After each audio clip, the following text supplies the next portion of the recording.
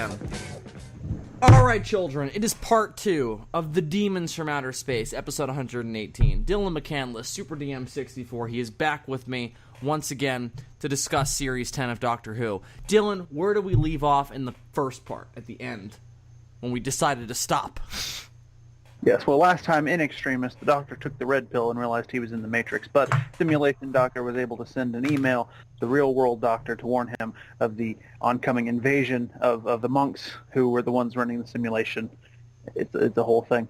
And so now the Doctor knows that these monk people are coming to take over the world. He doesn't know how, and that's where we are. And now we're ready to talk about Episode 7, the pyramid at the end of the world. Oh, also, he's still blind, so that's a problem. That's a reveal. Throughout this entire episode, like in the last one, even though that didn't technically happen, he's hiding it from everybody. And it doesn't get revealed until the end. I will admit, I'm hazier on this one than I am the next one. Because the next one is the one where he, like, supposedly goes bad. But this is not that one. That happens at the end of this one because Bill decides that she wants to save his eyes as opposed to, save her planet. Right. Okay, so what happened is the monks show up on Earth in their spaceship, although it's shaped like a pyramid because Moffat... It's a pyramid-shaped spaceship, a la Transformers Revenge of the Fallen, a la Stargate. Indeed. They appear and they basically tell the world, hey, your planet is about to end. We know how it's going to happen. And if you agree to become our willing slaves, basically, we will prevent that from happening. So it's a very interesting alien invasion scheme. They're not taking over by force. They're just using your natural desire to stay alive to force compliance. Meanwhile, while all this what is exactly happening, are they threatening us with again? Like, what will they do? I forget. Like, what is that exactly? Like, what was that exactly? Well, no, the world is about to end on its own from other means. So if we don't agree to let them take over, then they'll just let the planet end the way it was. Which was what again? Remind me. Right. Okay. So we keep over the course of the episode, we keep cutting back to this lab where they're running like some sort of experiments on like plants and shit. I don't remember exactly. Oh, that's right. With the technician who the Doctor teams up with. Basically they accidentally create a microorganism that just disintegrates life on contact. It's very similar to the Vashta Nerada now that I think about it. That's right. And it killed everybody. It's about to get out of the lab and into the air, and if that happens, the whole planet will be fucked. So the monks know this is going to happen. It reminds me of a Michael Crichton novel I read once called Prey. Have you ever heard of that? I've seen that, and I've never picked it up. I didn't finish it. I've read like half of it. Yeah, it's fucking great. The only reason I didn't finish it because I started reading other stuff and I never got back to it. But yeah, it's really good. Yeah. But it's similar because it's very complicated. But they basically create like a nanoswarm that's self-intelligent, and right. They're basically trying to keep it contained before it gets out and kills everybody and spreads all over the world. But it does not end well. At least based on how the book opens. I see. Well, the monks know this is going to happen, and that was the whole purpose of all those simulations they were running, is to find the point in the near future when a point in the near future when the world is about to end, and then use that to their as their big bargaining chip. Because we have to remember that in this universe, that is a thing that happens quite often. Yes. So I guess they're just like, when's the next thing? Which, see, I forgot about all that, I will admit. Now that I'm remembering that, I think that's why this part of it is a lot more interesting than maybe where it goes. Yes. Because I think the biggest hiccup, though, clearly, I mean, based on my own estimation, is that the actual microorganism thing is a little cliche and a little unmemorable. But at least it's not a. But here's what I like about it: it's man-made. Number one, that's very, very good. And two, it's only like 20-30% of the episode's plot. Yes. Really, the rest is revolving around like the doctor and then the representatives of the world militaries debating what to do, and he's basically saying no, you can't hand your planet over to these guys, and they're like, yeah, but we don't want to die, and then they try to hand it over, and things happen to them. But what did you think of the different armies that did show up? Like, we had the U.S. Army, we had the Chinese Army, we had the Russian Army. Did you think that was a little TV show trying to have a grander scope, or did that work for you? I thought it made sense. I mean, those are the three big players. I'm not saying it doesn't make sense that they're there. I'm saying, like, and was it I forget effectively not TV cheap looking? I also don't remember. I don't remember exactly where the pyramid shows up. It was so. Yeah. Well, they intentionally put it somewhere where it was like in the midst of everybody's territory, or where their purview would be in place. So they did that intentionally. That I remember. Right. Yeah, because they wanted to attract the attention of those specific people. I'm just asking, like, did you buy them as who they said they were, given that this is a British TV show? And I think that this was the season that they were, like, the best at. Whenever they needed a diverse character, they would get one and effectively cast them as to not be ridiculous, which is something that the show has maybe struggled with in the past. Although every time somebody does an American accent, I'm like, that's definitely not an actual American, though. Yeah, no, the best one is maybe the bad guy from Dalek in season 1. Although maybe he was an actual American actor, I don't know. They've had actual American actors on the show before, and it's worked better. Like there was that guy in the Impossible Astronaut 2-parter, the FBI agent. Oh yeah, he was good. The guy who played Nixon was pretty good. Yeah, well, they were actual Americans because they were filming that whole episode in America, so they got actual American actors, which I wish they would do more often. I remember when they did the Daleks in Manhattan. I mean, oh my God, the accents in that. I mean, Andrew Garfield's was one of the better ones. Which is hysterical. His character was a total joke and obnoxious as hell, but his American accent was more believable. Dylan has once again gone on hold. The little shanty town that they were living in because of the Depression. He was all right, but like the girl and the bad guy. The girl who was into the pig man. Oh boy, and the pig people. What the hell was that about? It's a bad episode. That's what it was. It's a 2-parter, ain't it? It's a bad 2-parter. It is. Yeah. In an otherwise really good season. I don't understand why it needed to be a 2-parter. You could cut out all that pig people shit, and it wouldn't need to be 2 parts. But also the weird thing at the end where like Daleks are trying to hybridize themselves with humans. I don't buy Daleks doing that. Even if it is Dalek hybrid is completely. Oof. Yeah, and I know the idea behind the Cult of Skaro was that they were supposed to be like more creative than the other Daleks, and they were supposed more to do things that Daleks were afraid to do. Yeah, they were more willing to push the boundaries of what a Dalek could be in order for the species to survive. But even then, I thought it was a stretch that any Dalek, be it whether it's Dalek Sec or whoever, I just don't buy any of them doing that based on their ideology. I do buy the Chinese, American, and Russian armies acting like dickheads, though. Although by and large, they're pretty cooperative initially. It's only towards the end when things get dicey. Indeed. However, so at one point they try to hand over the planet to the monks because time is growing short, and they can't because the monks require what they call like pure consent, and we find out what all this is about in the next episode.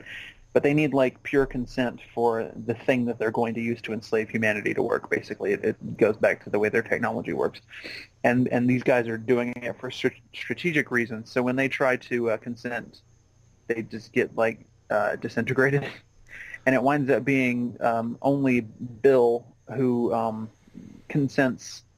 She gives pure consent in order to save the Doctor because she finds out that he's I'd love blind. to know why their technology works that way, because it's kind of like a massive oversight. Like, if it didn't, we could do this a lot more efficiently. Is there a specific reason? Like, is there any, like, Is there a better reason why the pure consent works than the not pure consent? It's I think it's because they need it to establish that psychic link that they use in the next episode. You know, the way that they control people once they've taken over the planet. Okay, I guess that makes sense.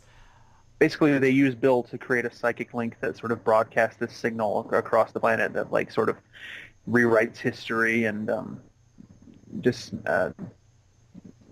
just fucks with everything.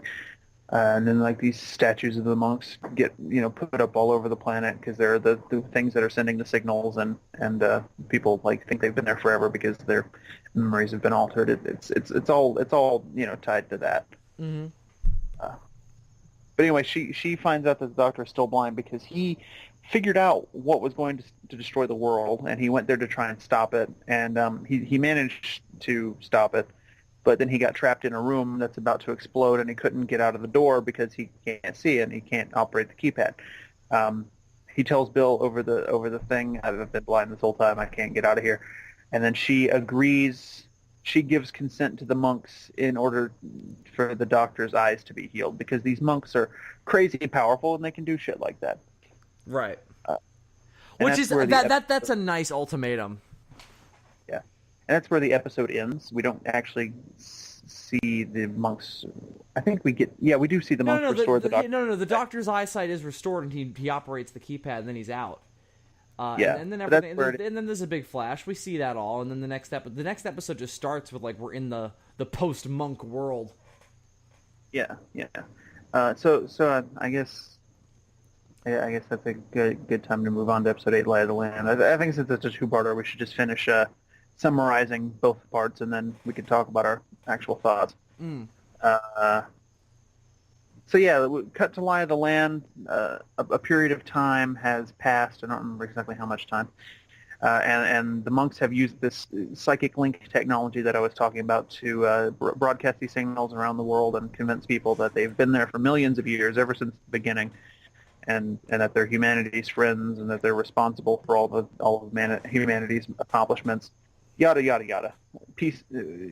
Peaceful but still somewhat hostile takeover, essentially.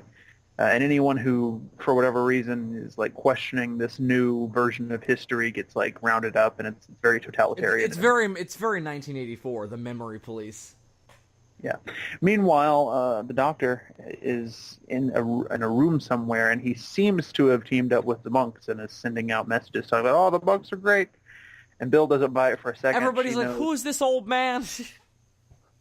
Bill doesn't buy it for a second. She thinks, "Oh, he must be like,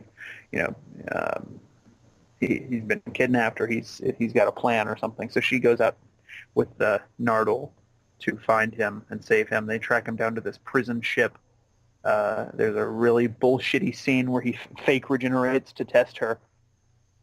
We can talk about that in a minute. And then they go off to stop the monks. And they go to the college where Missy is locked up in the vault, and they ask her if she knows anything about the monks. And apparently the Master has encountered the monks before because, obviously the Master had his own TARDIS at one point. He's had adventures.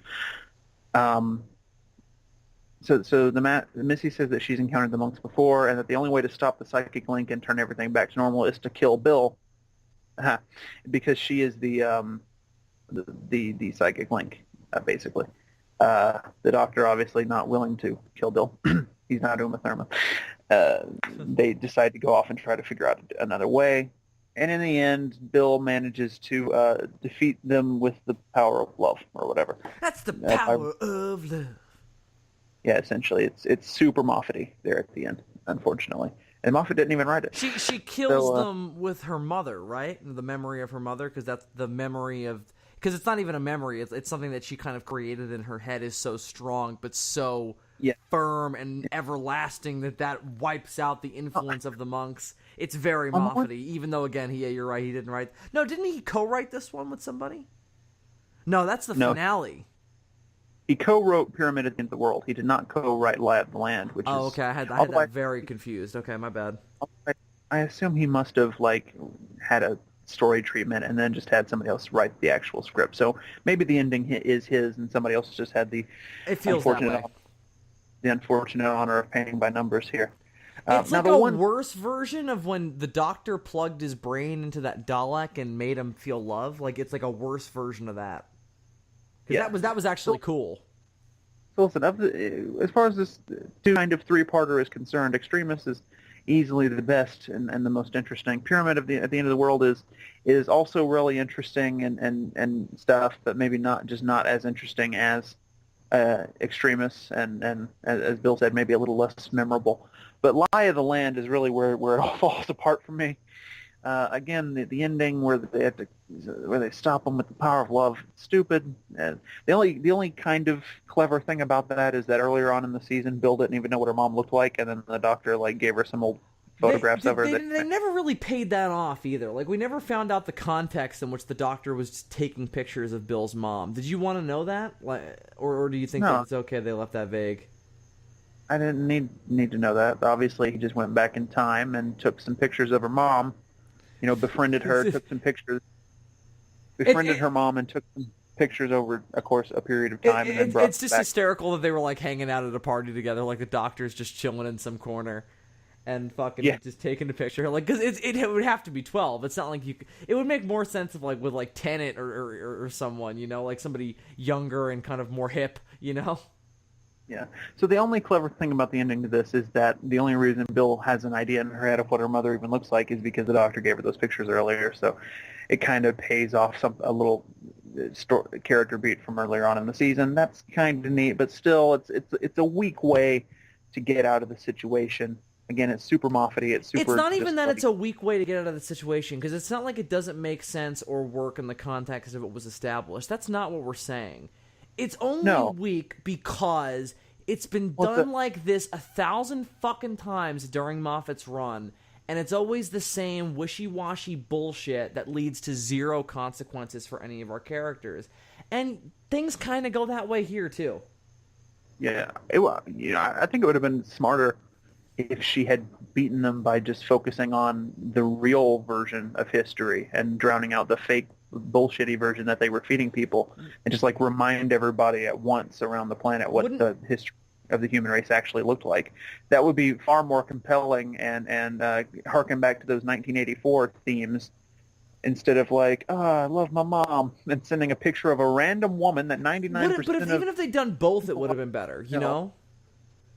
Like if even if they would have integrated her mother as just a part of the real history, that would have been fine. But because it was the focus, and there was literally like an image that's sticking in my mind of like her mother in like the center of all the fake memories and everything, like that was ridiculous and stupid. I'm like, why is this compelling to people?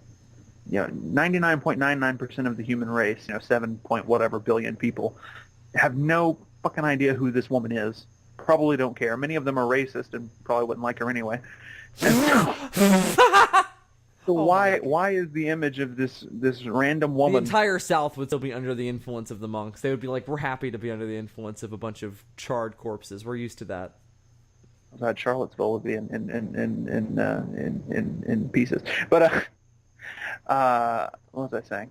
Yeah. So why does this random woman compel the human race to overcome their enslavement? I would think that, this is the true history of the planet Earth, and this is how we fucking did all those things, and it's not the monks, and don't let them take credit for our accomplishments. Like, that would be a much better way to handle it, in my opinion. But you know what? That's dumb, and it's super Moffat-y, but it's not the worst thing about this episode. No, I mean, the worst thing about it is that the Doctor going evil is totally pointless. Yeah, because you don't buy it for a second, first of all. But it all culminates in the worst... And it would have been great, because Capaldi would have played it great. It would have been like Mr. Clever, but even better, because it would have been Capaldi.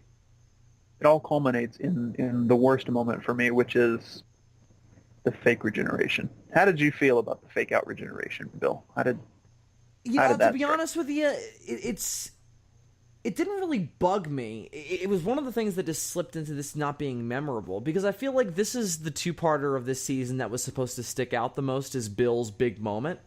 Because what we were talking about a few minutes ago with the whole her mother being the thing that saves the day, it's the closest thing in this season to her being like the end all be all, like I'm gonna save the Doctor and the rest of the universe, you know, like because I'm the greatest. That was like the closest she got to that, and you know, and just like all the other times they've done that, it's wishy washy and doesn't work. The regeneration, the fake out regeneration is what? But even with what you were just talking about, at least that there was a reason for her being in that position of power because she was the one who gave the consent in the last episode. Because it's not because it's not like the season arc, or it has nothing to do with like the Doctor's history. It's okay. It's simply just because the thing with like Rose and Donna and Amy, like when they did that, and Clara, it was always some like big cosmic event that was like out of their control. It's not like they chose to necessarily occupy that role. I mean, Rose did choose to look into the eye of the TARDIS, but it's not like she knew what would happen. With this, it was more personal. It was like, she's the one who gave the consent because she wanted to save the Doctor's eyesight, and so that puts her in this position. It just feels more natural than on those other occasions. I think the best example is probably Martha, because yes, she saves the world at the end, but it's not through some sort of like huge. Oh no, she does shit. Thing. It's not easy. Yeah. Yeah, she like spends a year traveling around the world and kicking ass and being awesome, and that's how she saves. So it's a little better in that regard, but yeah, no, this is I would say that the situation here is kind of more similar to that because it takes a couple of months to get going. But I mean, she's just sitting on her hands, you know, trying to psychically keep things in order. Waiting for the Doctor to do something while he's, you know, sending broadcasts out saying that everything is fine. But I think the thing that really kills me about the ending is that her mother had nothing to do with any of it. The fake out regeneration, though, is another thing that it's completely unnecessary, and it comes out of nowhere, and it has nothing to do with what's going on. And it's just dumb, and it comes in the middle of this scene that doesn't work because, like you said before, the Doctor turning bad is pointless, and you don't buy it at all, ever. Unless they would have gone the whole way with it, and he really would have gone bad. And if Bill had to have done everything on her own with Nardole, that would have, you know, really endeared her 10 times more as a great companion, as opposed to just, hey, my mom was great. How cool would it have been, right, if, like, the Doctor really had turned bad, and the reason was because the psychic signal that the monks were sending out was affecting him as well. And so totally. Bill, and then Bill, who it's not affecting because she's the psychic link, and Nardole, who it's not affecting because he's part machine, I guess, could be your explanation. They have to go off, and so Nardole takes her into the vault to talk to Missy, and Missy's like, oh, you have to kill yourself. And then she's like, nah. And then she goes into the pyramid and you know, thinking I'll kill myself as a backup plan. And then she goes into the pyramid. That first meeting between Bill and Missy is also really great. Yeah, she goes into the pyramid of her own volition and with, you know, Nardole as her plucky sidekick, and maybe the Doctor even tries to stop them from doing what they got to do at some point, and that could be cool. And then she can, you know, do whatever to save the world, preferably what I suggested earlier. But even if they went the mom angle, you know, it would have been better, given that the episode overall would have been better because we would have had actual evil Doctor. Like that all would have been so much more interesting. Like, damn. Yeah. It's unfortunate that things went the way they did. But anyway, just back to the fake regeneration real quick. I just want to say that I just realized they've done it in the past, and it's always been like it's always just been there to reinforce the effect is consistent in this fucking new version of the series. I feel like, because it always looked different in the classic series. I feel like the only reason they keep doing the fake outs is to be like, we're gonna keep making it look like that weird glowy orange way. Like, we're not gonna change it. So you know, when they did this in season 4, it was a little bit better because it was an actual regeneration. He just managed. That wasn't a fake out. He just did a weird. He just did a weird thing. He worked around it in a clever way. Right. The way he kept that hand around on the TARDIS, because He they could wanted have to just keep that faith. He could have just kept shooting his regeneration energy into it. Exactly. He could have kept being David Tennant forever because The fans didn't wanna- would have loved that. they would have. But you know what? No, I mean, I don't care if he wanted. I don't care if he wanted to go. It was his time. I mean, that's the thing. I mean, it's like the doctors, stick around for as long as they do for a reason because they know that it's better for the show to keep getting rejuvenated. Although one person staying around for a long time would be nice, because I mean, like Tom Baker was around for 8 fucking years. So then there are questions. The fake out in this episode is just stupid though, because it is just a fake out. It's literally just a little fuck yeah, you. no, it doesn't make any Like, sense. I don't know what happened. how does it work? Did he fake it? How did he fake it? Was it like a hologram, or did he actually produce a little regeneration energy? Because we know he can. Can do that. Yeah, he's done that before. From the beginning of season 9, where he like fucks up and gives all that regeneration energy to Davros. But at that point, it's like, you're taking away the specialness of the regeneration energy. Because if he can just fucking like call some up whenever he wants and do a fucking Kamehameha, like why doesn't he? Right. Presumably he can like shoot energy blasts and shit if he wanted to. But it's like that bit in season 2 when David Tennant and them accidentally went to that alternate universe and he had to use like a little bit of regeneration energy to reignite the TARDIS, and he's like, I just took like 45 years off my lifespan. Yeah. So I know it's also kind of a joke, like, because years don't really matter to him. It's more just a matter of he keeps getting regenerations. Well, there's a similar line in that exchange with Davros, which the best part of that episode is the conversations between Peter Capaldi and the guy who plays Davros now. Not Missy and Clara running around in the sewers. No, although that was also kind of entertaining. Yeah, that wasn't bad. Man, it just kind of didn't go anywhere. Season 9 really opened pretty strong, didn't it? And then it just sort of... Yeah, but again, that second part was not as good as that first part, though. No, it wasn't. But I'm used to that with Doctor Who two-parters. Yeah, it's true. Speaking of which, line to land. When we get one that the second part is better than the first part, let me know. Yeah. I don't even know if the finale does that. No. It's not as drastic of a difference as usual. No, it's not. No. Which is the nice change of pace. But there is still a definite drop in quality there. Yeah. Well, it's a definite like disappointment, like, oh, I wish more would have happened with this as opposed to just, hey guys, let's walk around, but we'll get there. I kind of enjoy the second part of the finale to season 1 a little bit more than the first, even though I think the first is probably a stronger episode, just because that's where we get introduced to the Dalek Emperor and all that shit. I'm trying to remember back to that now. I guess. Yeah, the first part is where they come back to Satellite 5, but it's been turned into like reality shows, and if you lose, you die.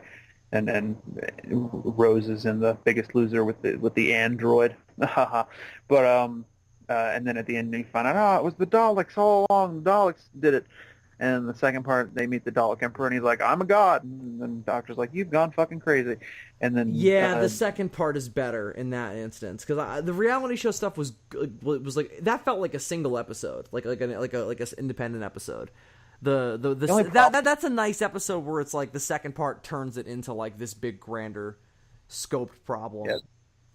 The only reason I think the first part might be a little stronger, though, is that there's a lot of the second episode is Rose trying to use a pickup truck to pry open the heart of the TARDIS to get back to the future, and the Doctor just sitting around working on the thing to kill all the Daleks. That's true. There's a little bit of a second act lag there, although we do get some It does humans. a good job of making Eccleston's last episode effective, though, and like effectively grandiose. Yeah, true. And they managed to still keep the Daleks threatening. Because there's been this weird thing where in New Who, where in Dalek you had one Dalek who killed like hundreds of people. And it was like, God, what can an army of these things do? But over time they've just turned into cannon fodder. It was like not much more, because they don't shut the fuck up. They just sit there and go, where is the Doctor? And they just interrogate, and they don't just kill. Yeah, I think that might be why the Dalek in Dalek was so dangerous, because he didn't have any other... Killed. It didn't have any other motivation. he didn't have any other fucking Daleks to talk to. That's their Yeah. problem. They start debating on tactics, and then they just Which is get all bizarre wrapped because up. they're all supposed to be like based around this one base instinct. You know, like that's what we saw in that two-parter at the beginning of season 9 when Clara gets put into the Dalek suit, and every time she speaks, she just says like "exterminate." Yeah, yeah. No, but they can disagree on like tactics. Like, I think we should do this. No, I think we should do this. Which is always And fun then- when they get bitchy with each other. And then the one unfortunate Dalek who was given 2 plungers is like, guess I'll just go do the pipes. Anyway, Uh, so back to this two-parter. Yeah. I was not satisfied with the fake regeneration. That was stupid, and it just pissed everybody off, and I'm not even sure. He's an asshole. I mean, I don't know why he had to be like a dick and make her think that he was gonna die and that everybody in that room was gonna shoot her. Maybe all this wasting regeneration energy frivolously is why in his next regeneration he lost his penis. So in season 'Cause what I was 2, trying they took 45 years off his lifespan, and now he lost his penis. Yeah, because there was that line in that's what I was trying to get to a minute ago, and then we got off on a Dalek tangent. There was that line in the beginning of season 9 when he's about to give some regeneration energy to Davros, where he's like, "This might cost me a leg down the line," and I'm like, "Oh, your third leg." So yeah, that's dumb. The ending was dumb. I just realized the ending to this episode is basically Batman v Superman all over again. She remembers her mom, and then the whole planet goes, "I also have a mother. Let's be friends." Yeah, that's a good point. I think that in a weird way it's more memorable than the first part, but it's definitely not as effective. Like there's a lot of good shit going on in the first part that just kind of gets salted by the stuff that goes on here. All in all, it's not a great, grandiose, like, oh my god, the world's in a fucked situation story. I actually think that the equivalent of this in the last season, which would be like the Zygon two-parter, is probably better. Yeah. I will say I wouldn't recommend... I mean, if you're going to watch the season... Yeah, just watch the all whole thing. It's not unwatchable. It's just not great. But even if you were going to skip episodes that were unnecessary, like, I mean, you could skip Knock Knock, sure, whatever. Even if you did for sure. Even if you, I mean, you could realistically any of the standalones. If you just wanted to watch like the big moments of the season to like get the full arc, you can watch. You'll have to watch the pilot. You'll but just then you miss can- some little moments of the vault where Missy will like knock on it or some shit. Right, exactly. But you can't skip this one because if you're going to do that, because this is where. Because sometimes when I rewatch the old seasons of Doctor Who, I won't rewatch like every single episode. I'll just watch like the big events, you know. So I understand that impulse. You'll have to watch this three-parter, unfortunately, because not only did we get the explanation for why Missy's in the vault in Extremis, but in this we get to see the first interaction between Missy and Bill, which will come back into play later. So. I think that this one is probably the most problematic in a sense because again, it's a grandiose world domination plot, and also it crops up as part of Bill's character later in the finale. So, Indeed. So overall, this is a decent two-parter of Doctor Who, but man, the second half really falls off a cliff. I would say less than decent. I would say just mediocre. I would say mediocre is a notch below decent. Yeah. So what's next? Pyramid at the End of the World is definitely better. Especially, you remember that one scene where the army guys are in the plane, and then like the cloud covers the window, and when the clouds go away, like one of the army people has been replaced with a monk, and the other guy just is like, "Oh shit!" And then like they go through another cloud. They're both monks. I'm like, "Oh fuck!" That was actually a pretty scary scene. That was Good pretty job. cool. Good job, people. I liked all the stuff with the Doctor being blind. I mean, that was all good. Indeed. So, after Lie of the Land, we have Empress of Mars. Now, funny story. Oh my about, god, was that next? My god. Yeah, funny story about Empress of Mars. It's written by Mark Gatiss, who you might know as, having helped Stephen Moffat with Sherlock and having written and directed An Adventure in Space and Time, which is probably the best thing he's ever done. But you'll also know him, unfortunately, for having written the Eye Booger Monster episode from Season 9, the one that was all told through found footage. And originally, he wanted to do a sequel to that for season 10. And when he found out that, I guess what happened is he found out that Moffat wasn't going to be doing it anymore, and he really had this Ice Warrior story that he wanted to tell, and so he wrote the Ice Warrior script instead of the sequel to the Eye Boogers. Thank God. I guess because he's not going to be welcome anymore when Moffat leaves. I mean, well, him and Moffat are going to be off doing Dracula now because they're, buddies. But But why would that exclude him from writing like one-off episodes of Doctor Who? it won't. But I mean, it would be weird to bring the Eye Booger monsters back in different Doctors eras. I don't know. I'm not saying I want to see them come back. I'm just saying Mark Gatiss coming back would be okay. I enjoyed this one. What did you think?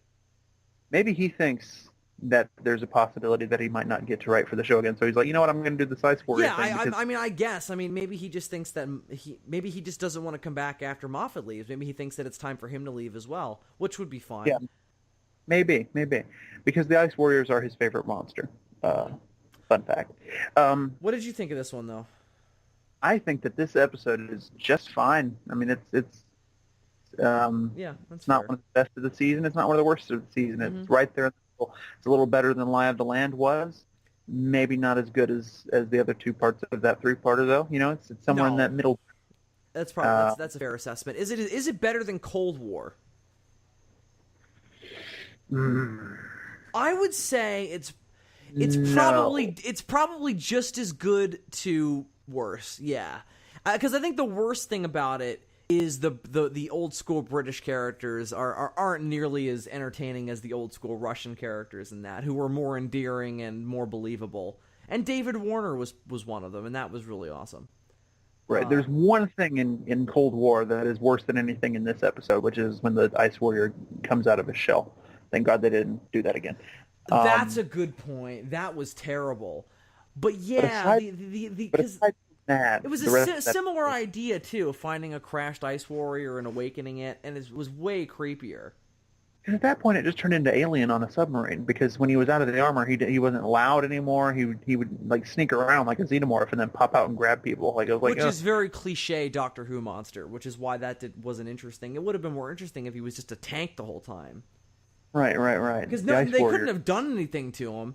It just would have been fun if he was a tank the whole time. Right. Or if he was going to get out of the armor, just make it like makeup or something. Don't do CGI, because it looked terrible. You get this terrifying reptile alien armor Daimogen looking motherfucker. You're going to take him out of the armor and just make him a lizard creature running around through the pipes or whatever.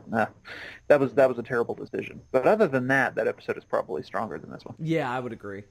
The real hiccup here is the British people from the Victorian era, I would say.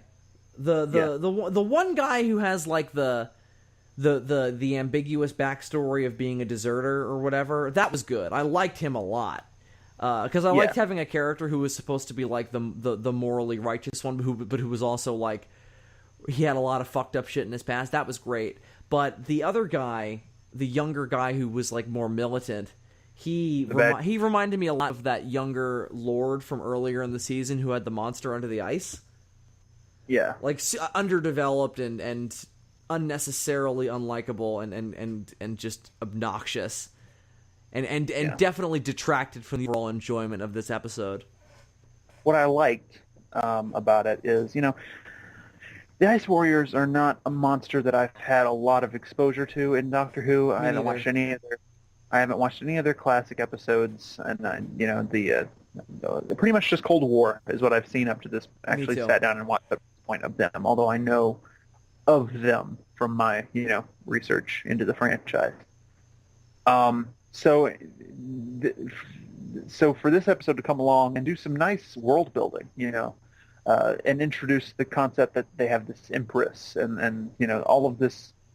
It added a lot of interesting things to the Ice Warriors mythology. That was nice for someone like me who's very new to those characters. And it was a much better addition than him coming out of his shell in Cold War. The Ice Warrior Empress herself, Empress of Mars, I thought she was, a pretty good villain.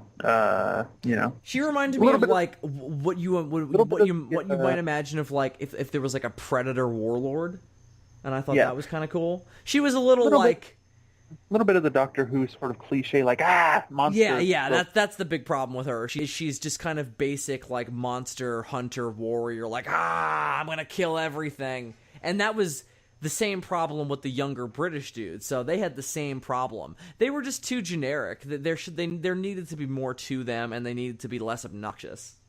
But at the end, when she um, you know, yeah, pretty much pulls a predator and brings that one guy into the fold as one of her warriors. The one human.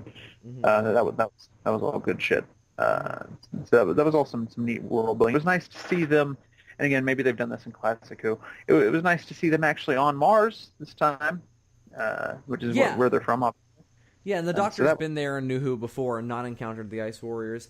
I wonder if when he was, right. I wonder if during the waters of Mars he was like, I wonder if this is like melted Ice Warrior stuff, like. I wonder if the Ice Warriors are aware that now that they woke up, not to drink their own water.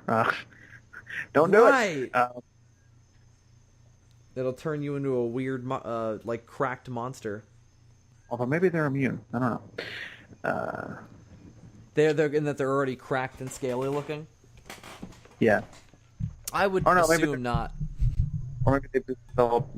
I mean, maybe they just have a genetic immunity to that. Kind of like how there are like microbes on Earth that don't affect us, or and only affect other animals or something. I also liked that Nardole got stuck in the TARDIS and he got sent back to Earth and he let Missy out to help him get back to Mars. Yes, so that's the other big development of that this was probably episode. the best thing about this episode. This is when Missy saves the Doctor. And this is very cool because this is when he realizes maybe she really can turn over a new leaf, because she could have very easily just killed Nardole and left him and Bill on Mars, and then fucked off with his TARDIS and just wrought havoc across the universe. But she doesn't do that, and I think that's the first part in this season when the Doctor realizes, like, maybe we're onto something here. Maybe I can actually change her. And so throughout the rest of the season, Missy is a presence. And that's wonderful. That's a great addition. I loved having Missy on the TARDIS for, only a few episodes, but it was cool. Well, I mean, she wasn't with them in the next episode. No, she was on the TARDIS, but Oh, that's right. Oh, you're right. She was running maintenance. That was the whole idea. yeah, he had like done something where she couldn't get out. She was a prisoner on the TARDIS, right? Exactly. He did like a bio thing on the controls, like she did on her laser screwdriver when she had a penis. I wonder where she frivolously wasted her regeneration energy.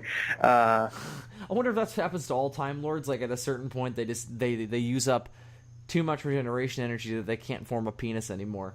So then it's just. Although I guess you could argue that a vagina is more complex biology. And it's the same parts. It's just a different basically. I don't know. The clitoris is the same tissue that would have developed into a penis otherwise. Are they both bigger on the inside, both the vagina and the penis? It's a good question. And the anus. And the belly button. Oof. He's probably got like guns in his belly button. Anyway, so I liked that a lot as well. I just liked that. I liked the line where she was like, I think it's in the next episode, when she's like, he just wants somebody who can do TARDIS maintenance for him when he's off running around. I thought that was fun. That she's just been relegated to that. That's really, really amusing. I don't really have a whole lot more to say about the Empress of Mars. I mean, No. it was just an alright episode. Yeah, I think it's one of the more fun standalone episodes, but also one of the more problematic. But it's not hindered, or it doesn't fall down based on its problems. It just kind of is dampened by it to be eh. I think is definitely the best way to sum it up.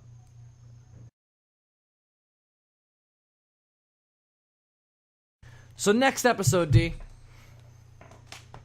Yes. All right. Next episode 10, before we get into the finale, is the Eaters of Light. The interesting thing about the Eaters of Light is that it's the first and only episode so far in New Who to actually be written by someone who worked on the classic series, specifically the very last episode that ever aired back in 80 whatever. I wonder if that was a good one. And that is the only interesting thing about this episode. So you really didn't like this one, huh? No, not particularly. I didn't. Just sort of I liked the idea of it more than I liked the execution of it. Man, weird. It's weird because, like Empress of Mars, I think it's okay. Like it's fine, but it's not like there's anything like it's not like Lie of the Land was. Like there's nothing like in it that really glares out and goes like, this is super bad and offends my taste. I think it's more boring than it is anything else. Exactly. There's nothing like that, but then there's also nothing that gets you excited about it.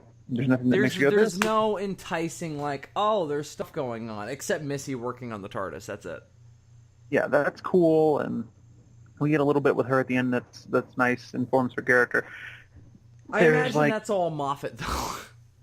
There's like one clever bit when Bill and the Doctor is separated, and she's with these Roman soldiers, and she tries to explain to one of them that she's gay, and she's expecting like a bad reaction, but then he's like totally cool with it because of course the Romans were all about that bisexuality. Because they're all bi. So that was cool. That was clever. Yeah, that was probably the biggest standout moment. It was all the human stuff. The alien conflict is painfully simple and also ridiculous.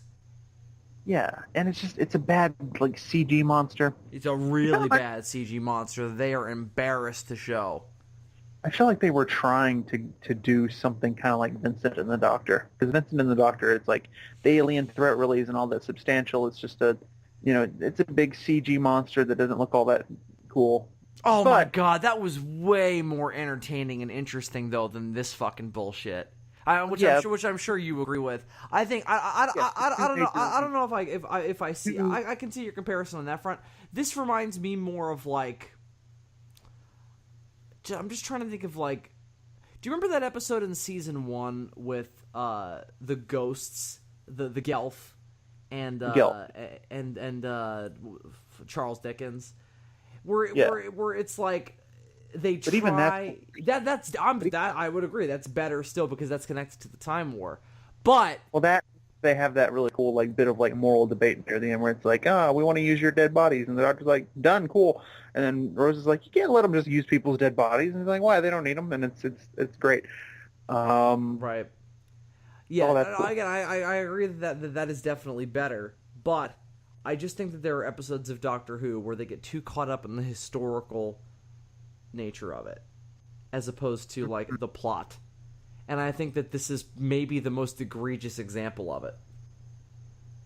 Honestly, I think they should probably do like they used to do in the classic series, where every now and then you have an episode that's like exclusively they go back in time. Historical based. Yeah, because then you don't have to try and balance the history with the weird alien monster.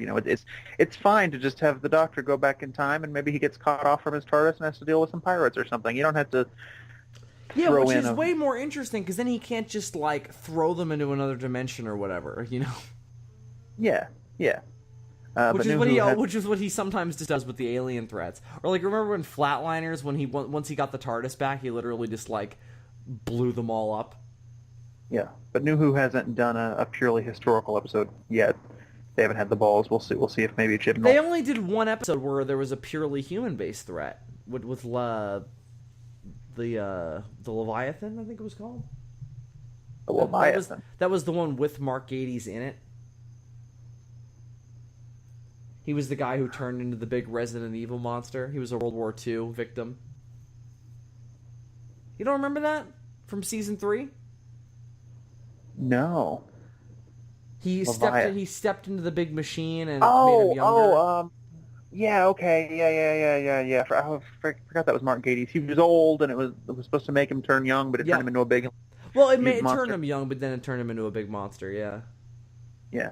Well, you find out at the end of the season that Saxon was behind that, and Saxon is the master.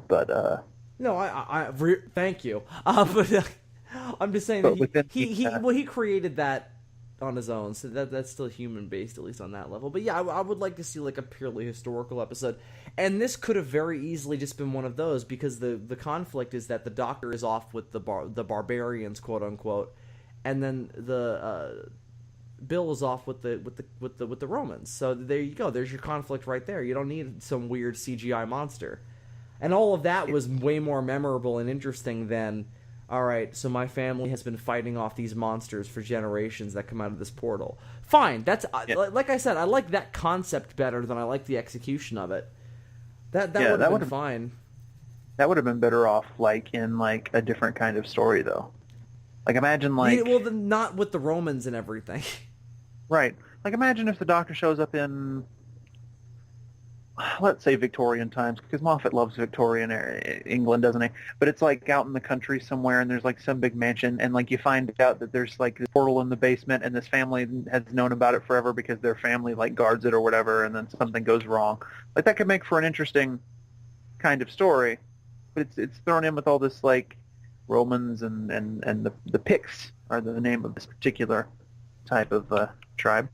They throw all of that in there, and then there's I said before that there's nothing in this episode that like stands out as being like horribly like super terrible, but there is one thing I just remembered: the shit with the crows at the end. What the fuck? What are they doing?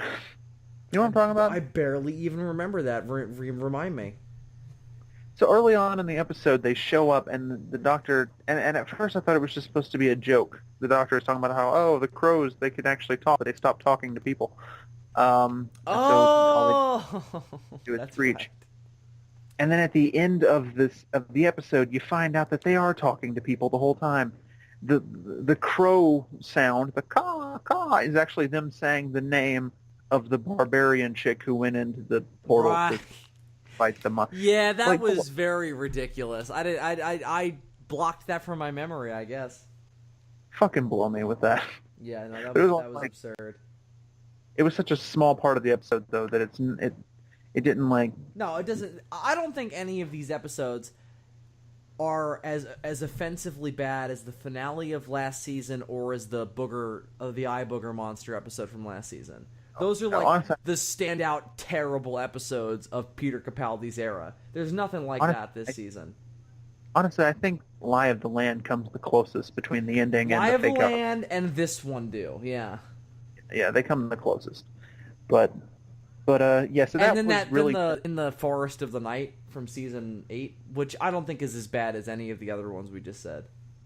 I think in the Forest of the Night is probably as bad as, say, the Eye Booger Monsters or something like that. I enjoy that one a little more. I like because Capaldi was still a dick at that point, and he was hanging out with a little kid, being a dick to a kid. That was fun.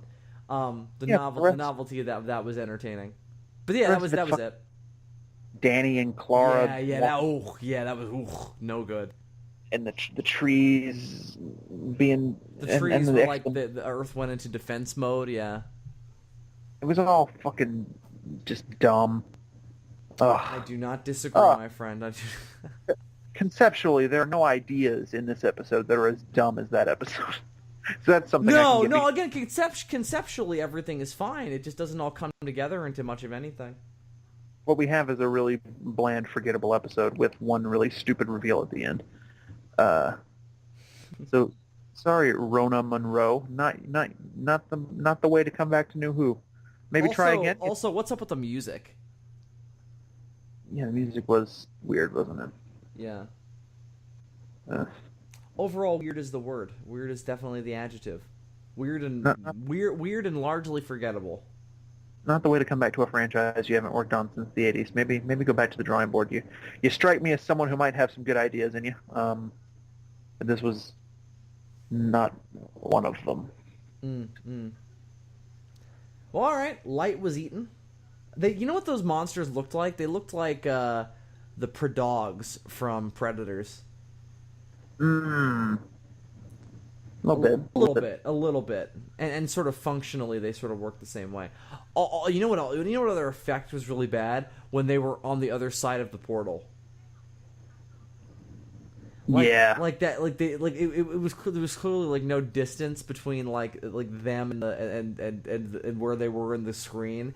It's like you look at that and then you look at something like when Dana opens the fridge in Ghostbusters from the 80s, and that looks so much better, you know? Like, and just to think that this is that many years later, oh, that's terrible. Anyway. Yeah. So I'm ready to move on if you are. Okay, so, wow. We're at the finale, Bill. Yeah. This was a big one. So... Episode 11, World Enough in Time, is, for my money, the best damn episode of Season 10. Fucking wonderful. I've remembered things about other ones from earlier on more. But yeah, the dynamic between Missy and the Doctor is really great. And the idea of the ship being so big that time moved differently in different parts of the ship was really, really cool. And so let me just lay out here all of the great things about this episode from beginning to end. First of all, right out of the gate, we get Missy pretending to be the Doctor. That was fucking wonderful. That was the most entertaining scene that Missy has had in years, probably since revealing herself as the Master back in Season 8. Wonderful. I love the bit where she kept calling herself Doctor Who. Yeah, and she's like, that's his real name. And he's like, she's teasing you. And I'm like, is she, though? And her explanation, like, oh, because he always says I'm the Doctor, and then people say Doctor Who, I'm saving us time. That was great. All that stuff was wonderful. She steps off of the TARDIS, and she's like, I am Doctor Who, and these are my faithful assistants, thing one and the other one. Or at one point she calls them exposition and the comic relief, and I was like, that's so true. Yeah, that's perfect. It was wonderful. That was great shit. I like that you called them assistants, because that's what they used to be called. Then, right after that, we go from lighthearted, really fun dynamic between Missy and everything, and then the Doctor coming out because the blue guy is threatening to shoot them, and he's trying to defuse the situation. We go from that to the most fucked up thing that's happened in, like, the past 2 seasons, where fucking Bill just gets like straight up shot. Like she's died a lot in this season too. She died in that in the one where the Doctor went blind. She got killed there. Right. There was another instance where she was like killed and then she came back. That's happened quite a few times with her. The only thing, well, if I remember correctly, in Oxygen there was they wrote around it in some way where she wasn't really dead. She wasn't dead or something. She wasn't fully dead yet, but it was still ridiculous because she was like out for like a solid 20 minutes. Yeah. But this time she's like she just got. I mean, there's a giant hole in her chest, and it's all cauterized DBZ style, and she just falls down, and I'm like, oh shit. And you know what? You know what's awesome? They don't have her really come back from it. No, they never do. Not fully. Not fully. We'll talk about it as the story here develops. So she gets shot, and then these monsters come out, and I know they're going to turn out to be the Cybermen, because we all knew that the Mondasian Cybermen were coming back this season. They teased all that too early. The fact that John Sim was coming back, the fact that the original Mondasian Cybermen were coming back, all way too early. Honestly, even if they hadn't told us that they were going to be coming back, I think I would have figured out the course of the episode. But yeah, I mean, the Master and Cyberman combination is a classic thing at this point. I mean, Missy's already done it herself. I'm just talking about, forget the Master. I would have probably figured out that those were the Mondasian Cybermen over the course of the episode if they hadn't told me that. Yeah, I would agree. Because when they made those announcements, we didn't even know if the Master and the Mondasian Cybermen were going to be appearing in the same episode. All we knew was that they were both going to... Right, I'm just saying that we knew that was all coming, and we hadn't seen them at that point, and then we got to that 2-parter, and it's like, well, I guess the shit's about to hit the fan. But we're getting ahead of ourselves. I want to build to this naturally. She gets taken down, okay, and then after this, it turns into, like, really interesting science fiction, like really interesting hard science fiction, where you find out that because this ship is near a black hole, and because it's so long, that the time dilation, which is a real thing, that's actually like super accurate with the science in this episode, the time dilation is such that Bill on the bottom of the ship, like 10 years go by in the span of time that it takes the doctor to explain what's going on and then for them to hop on the elevator. Fascinating stuff. Wonderful, hard science fiction. Yeah, that's fucking crazy. And it's a great and it's a great, maybe one of the best examples of a companion just getting fucked over while the doctor is just doing bullshit. Yeah. And we get to see Bill for 10 years in this hospital on the bottom of the ship.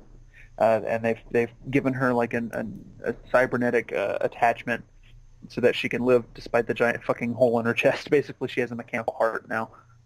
Yeah, she's got like a giant old school Tony Stark, chest piece. And she's hanging out in this hospital, and it's all super creepy.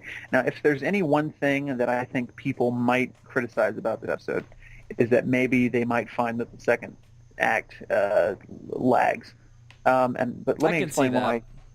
But let me explain why they're wrong. First of all the shit with the patients in the hospital is so fucking like creepy and just great.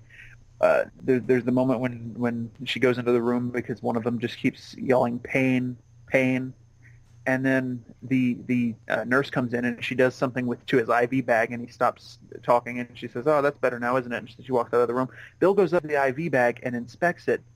She didn't do anything for his pain. All she did was turn down the volume. So he's still screaming in pain, but you can't hear him. Right. Excellent shit. Yeah. This made being a Superman more horrifying than anything else in New Who has ever done. When their designs were more high tech. Yeah. Even I mean, when they first reintroduced the Cybermen back in season 2, they did an accurate job of explaining like how horrible it would be to be captured and turned into a Cyberman. But it was always just like vague CG saws coming down from the ceiling, and you would hear them like screaming. And then the next time you saw them, they would be a fully converted Cyberman. This is a slow, laborious process, and it's creepy and unsettling. And they're doing it to themselves intentionally because they think it's what they need to do to survive. And it's fascinating. Yeah, it's really good stuff. It's one of the better appearances of the Cybermen because of how creepy they're made. Because it's also different from the Daleks. Yeah. From what I understand, and their big problem has always been differentiating the two. Yeah. From what I understand, this is based pretty heavily on a Big Finish audio drama called Spare Parts. That's an origin for the Cybermen. It was basically what Genesis of the Daleks was, but for the Cybermen, and that's which is an old school, classic Who episode that was never made. Exactly. It's one of the most popular Big Finish audio dramas, and it's one of the ones I want to listen to eventually when I get around to checking those out. From what I understand, it's based pretty heavily on that.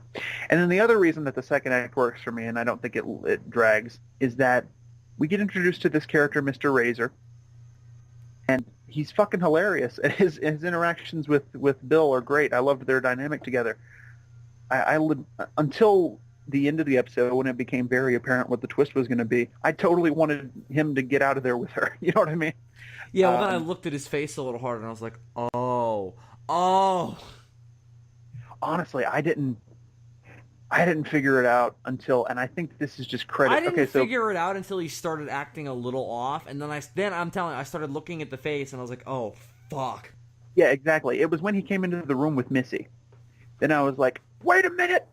Oh my God! Yeah, I know what. I think I had pegged it a little earlier. Like again, he had said something a little off or done something a little off, and then he went off screen. And again, I looked at the face and I was like, "Oh shit." And I think definitely when he comes in with Missy, it's a credit to John Sim. Okay, so again, we're getting a little ahead of ourselves. You find out at the end that Mr. Razor is the Master, John Sim's Master, prior to have regenerated into Missy. And he's got a goatee now, which is great because that harkens back to the classic Masters, and it's nice to see a Master with a blonde goatee. That's interesting. Mm-hmm. So he was Mr. Razor the entire time, and I think it's a credit to John Sim's acting in this that again, it took me a long time to realize that was him. And the whole time I'm watching it like, okay, the Master is supposed to be in this season at some point. Like, when are they going to introduce him? Is he just going to show up in the second part of the finale? Is it going to be, is Moffat fucking up again? And then when he, again, it was when he stepped into that room with Missy, and he's like, "Do you remember being here before?" And I was like, "Oh shit, oh shit." It's like, "Do you still like disguises?" And I was like, oh god. Because that was a big thing that the Master also used to do a lot in classic Who that they haven't really used much in modern Who, is he would always disguise himself. Mm-hmm. And it's a pretty damn good disguise. I mean, yeah. Again, I didn't peg it until he started acting weird, and then I looked at the face more closely. And I was like, oh yeah, it's John Sim. So the ending of this episode is fantastic because we get a double whammy. One, we get reintroduced to John Sim as the Master, and he's great. I think him in this finale is like the best. It's the best he's ever been as the Master, I think, just because he has a stronger script to work with. Because the scripts that he had to work with when he appeared in the Russell T Davies era were never really the best. I mean, I don't know if I fully agree. I don't know if this stuff is as good as the ending of season 3. He doesn't get to do as much as you maybe would have liked. And because the Doctor is old at that point as well, he kind of gets taken out of the action. But I think he got to, be a little more upfront and do more stuff in that than he does in this. Like once the penny drops, there's a lot of standing around in the second part of this, and that's my big problem with it. But in this first part, I think him being Mr. Razor is the best credit to him in this two-parter. Like that's where he gets to do the coolest and most effective thing. And then when he pulls the mask off at the end, it's like, oh god. Because again, in the second part, when he's actually the fully formed Master and he's mastering around, not much happens. No, but I still think it's a better script. I mean, if you go back and look at the ending of season 3, there are a lot of problems with that. It was it's older era. I would like to go back and rewatch that stuff and see how it holds up. But I remember liking that more at the time than I did. You should. I really loved it too the first time I saw it, and the more time has passed, I've sort of thought about it more, and I've picked out some. I haven't things. Gone back to old. I mean, it's not old, but it's to the beginning stuff of New Who in a long time. You know what it all comes down to? Russell T Davies was always really great at building up the first half of a two-parter, and then kind of blowing it on the second half. And I know I know that's been a problem in the Moffat era as well. Moffat's been fucking up in that recently, and I think this is another prime example of it. It's not as bad, but it still has that effect for sure. But Davies, man, his Deus Ex Machinas are a little weak in hindsight. I'll just put it that way. The way that the Doctor... And it sucks because Moffat was always his thing, is being better at that, but again, not lately. Recently, not so much. Although the Doctor Falls is pretty good. But what happens is we get a double whammy at the end of World Enough in Time, because not only do we realize that the Mr. Razor was the Master all along, and then when he comes into the room with Missy and they're like together, that's like chilling. But also we have the really tragic reveal that the Doctor is too late. Bill has been fully converted into a Cyberman, and man, what an ending to an episode. Yeah. What fucking brass balls. And also, like, what a way to show that. It was very... Have you ever seen Memoirs of an Invisible Man with Chevy Chase?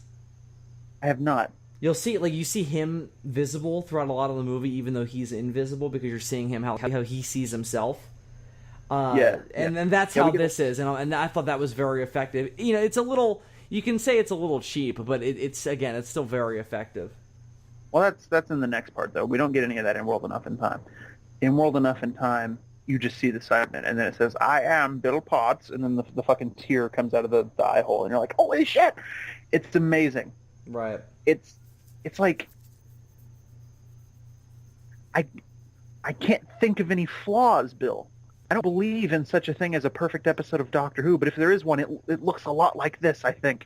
You know what I mean? I can't think of a single thing wrong with World Enough in Time. It is a really effective first part to the finale. If anything, I just think the Vegas thing, and again, this is all in the second part, but it's just why the Master did all this. That's all Hard hitting stuff, man. I totally agree. As for the perfect episode of Doctor Who, I'm failing to come up with my own flaws, but I think that the sort of it kind of the second part definitely deflates the first for me. But yeah, no, I'll agree that the first part's incredibly solid. There's a lot of good shit to like here. I think it's right up there with with the best episodes of New Who that I can think of, which are probably Blink and Midnight. Oh, you're gonna go that far? All right. I'm not gonna put out any bold claims like that. I just think it's good. There's nothing fucking wrong with it. It's a perfect episode. And it has great performances, and it's creepy, so fucking creepy. Oh God, it's a wonderful monster movie. This episode, and the and the sci-fi aspects with the time dilations. It's wonderful. I can't rave enough. It's perfect. I don't care if you've never watched an episode of Doctor Who in your life. Go watch this one. Damn it, go. I don't know if this works as like an introduction episode. No, you'll be very confused, but it's still a good fucking episode. So go. Again, I would have to agree. So, but yeah, no. Again, it's just where it all goes for me. That kind of softens the blow. As good as the first blow was. So, where does this all go, though, D? So in the Doctor Falls, and this is a really strong two-parter, by the way. I'll have to agree with Bill that obviously the Doctor Falls isn't as good as World Enough in Time, because you can't be perfect twice in a row. But especially when you're standing around. It's a pretty strong follow-up, I think. They escape the bottom level, and they go up to this other level of the ship. And what I failed to mention in my summary of the last episode is that the ship is like super huge. So the bottom floor where Bill was, it looks like a fucking city with like a sky and everything. Like the ship is so huge that every level is basically its own little world. It's like the Lost Galaxy ship in Power Rangers. Exactly. Every floor is its own world with like its own like simulated environment and shit. It's a little bit more like the holodeck from Star Trek: The Next Generation, because you can like call up a door and shit. But you know what I mean? Oh yeah, because they're simulated, right? It's not like actual trees are growing. They go up to this other floor, and it's called a solar farm. So I guess this is like it produces energy for the ship or something, I guess. But it literally looks like a farm. I don't know how it works. Weird. Yeah, again, it's all simulated, presumably. Yeah, and there are these people living up there, and they're living this sort of normal, like, farm life, but they keep getting attacked by these Mondasian Cybermen that are coming up from the bottom level. Right. And, which I like. I like that all the Cybermen are coming up from the bottom and affecting the people on the top who don't really know the full extent of what's going on at the bottom. Yeah, well, what the Cybermen's ultimate goal is to work their way up through the ship and take command. Right, and then go off and spread their influence throughout the galaxy. Right. Which is a very effective way to kick off the Cybermen.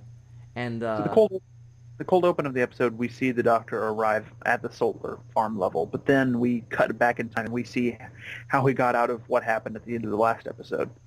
And the Master and Missy have got him up on the roof. I got to say, the best part of this episode, and why I think this episode doesn't fall off for me as much as it seems to for Bill, is the dynamic between the two Masters is fucking wonderful. You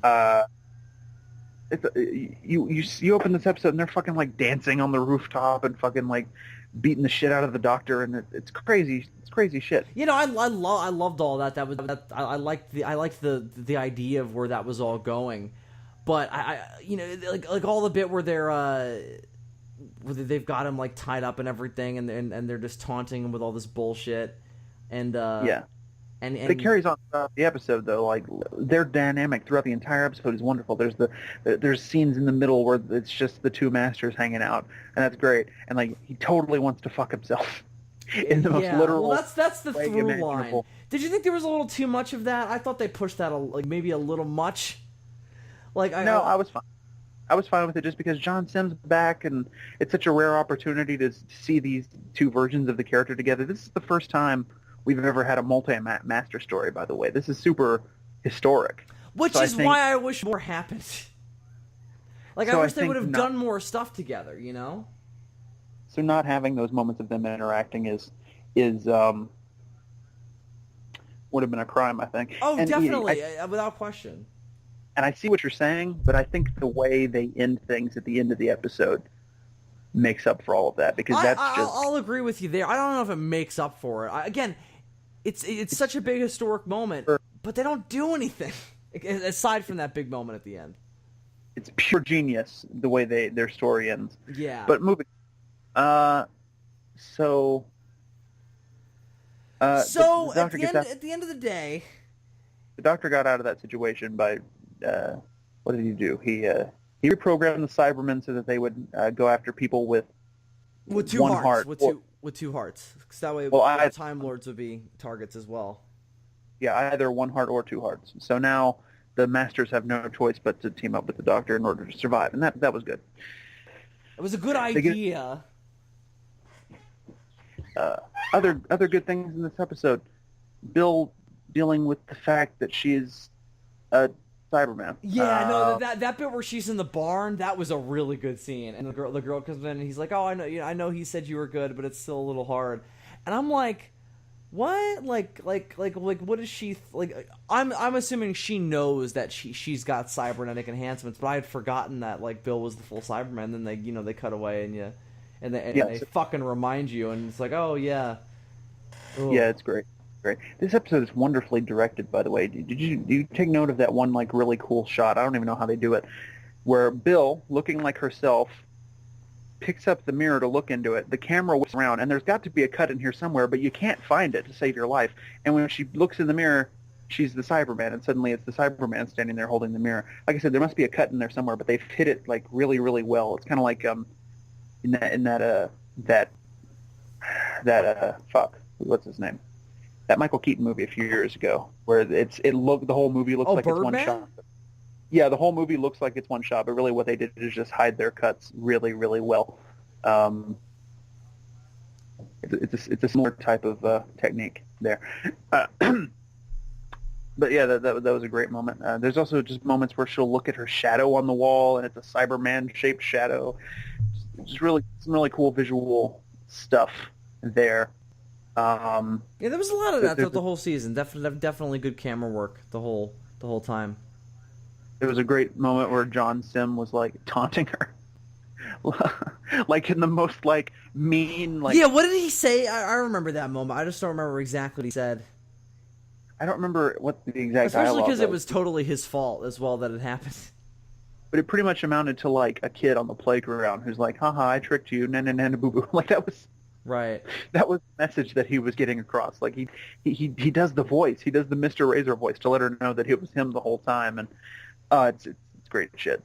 I really liked how consistent his performance was with how it was during the Russell T Davies era, because again, it contrasted really well with Missy, and their dynamic was really strong. It's sort of like connecting the two eras together. I think that was maybe the really cool thing about it, was that it connected the two eras of New Who together in a really nice way. Especially now that we're moving on to a third new era. Yeah. Now what will he do to combine all three eras? Anyway. Definitely not with genitalia. It's just... Nardole got to do shit in this episode and be proactive. That was cool. That was nice. I loved where he was left off. That was great. And Yeah, he got the best part of the whole deal. Like of all the stuff that was going on. Because again, let me just outline this now. My biggest problem with this is just that we stood around for too long waiting for Cybermen to show up and blow up. And then once we did that, I was reminded too much of the time of the Doctor, when the Doctor was blowing up all of his enemies with regeneration energy. It's not as bad. He's using the Sonic, and it makes sense. They're Cybermen. He should be able to disengage them with the Sonic. But it's also super. You know what else it's similar to? You realize that this entire two-parter is just a better version of the finale to season 8, with the Cybermen. And, it is unquestionably. It's better than that. I would the two parts. The two parts together are definitely better. It's the same fucking story. You got this weird thing going on, and then a double reveal that it's Cybermen and that they're being controlled by the Master. Similar thing with like the Master disguising He's got less himself. control of them here, though, and that's why it's more interesting. Yeah, Similar idea with the Master disguising himself, although in this it was an actual physical disguise, and in Season 8 it was just the fact that the Doctor didn't know what the Master looked like because he was a chick now, and the Master used that to his advantage, and even pretended to be a robot at one point. That was cool. And that's pretty much that was inconsistent with other seasons though, where the Time Lords are supposed to sense each other, or did she do something to make that not work? She was like dropping sly hints. She like held his hand up to her chest. Yeah, but I'm saying they had established previously that Time Lords can sense each other. Yeah, but that was something that Davies had thrown in there. I'm fine with getting rid of that because that's kind of ridiculous. I don't like it. They're not like, although they are like psychically very hypersensitive, so I guess they should be able to do it. And Moffat has hung on to that by like tooth and claw because he likes to use it every so often to have the Doctor give exposition. They've got low-level psychic abilities, but they're not fucking Jedi. Okay, like I don't think the Doctor should be able to get off his TARDIS, and if the Master's around, go, I sense something, a presence I've not felt since. Like it doesn't. That's what that's what Davies did, though.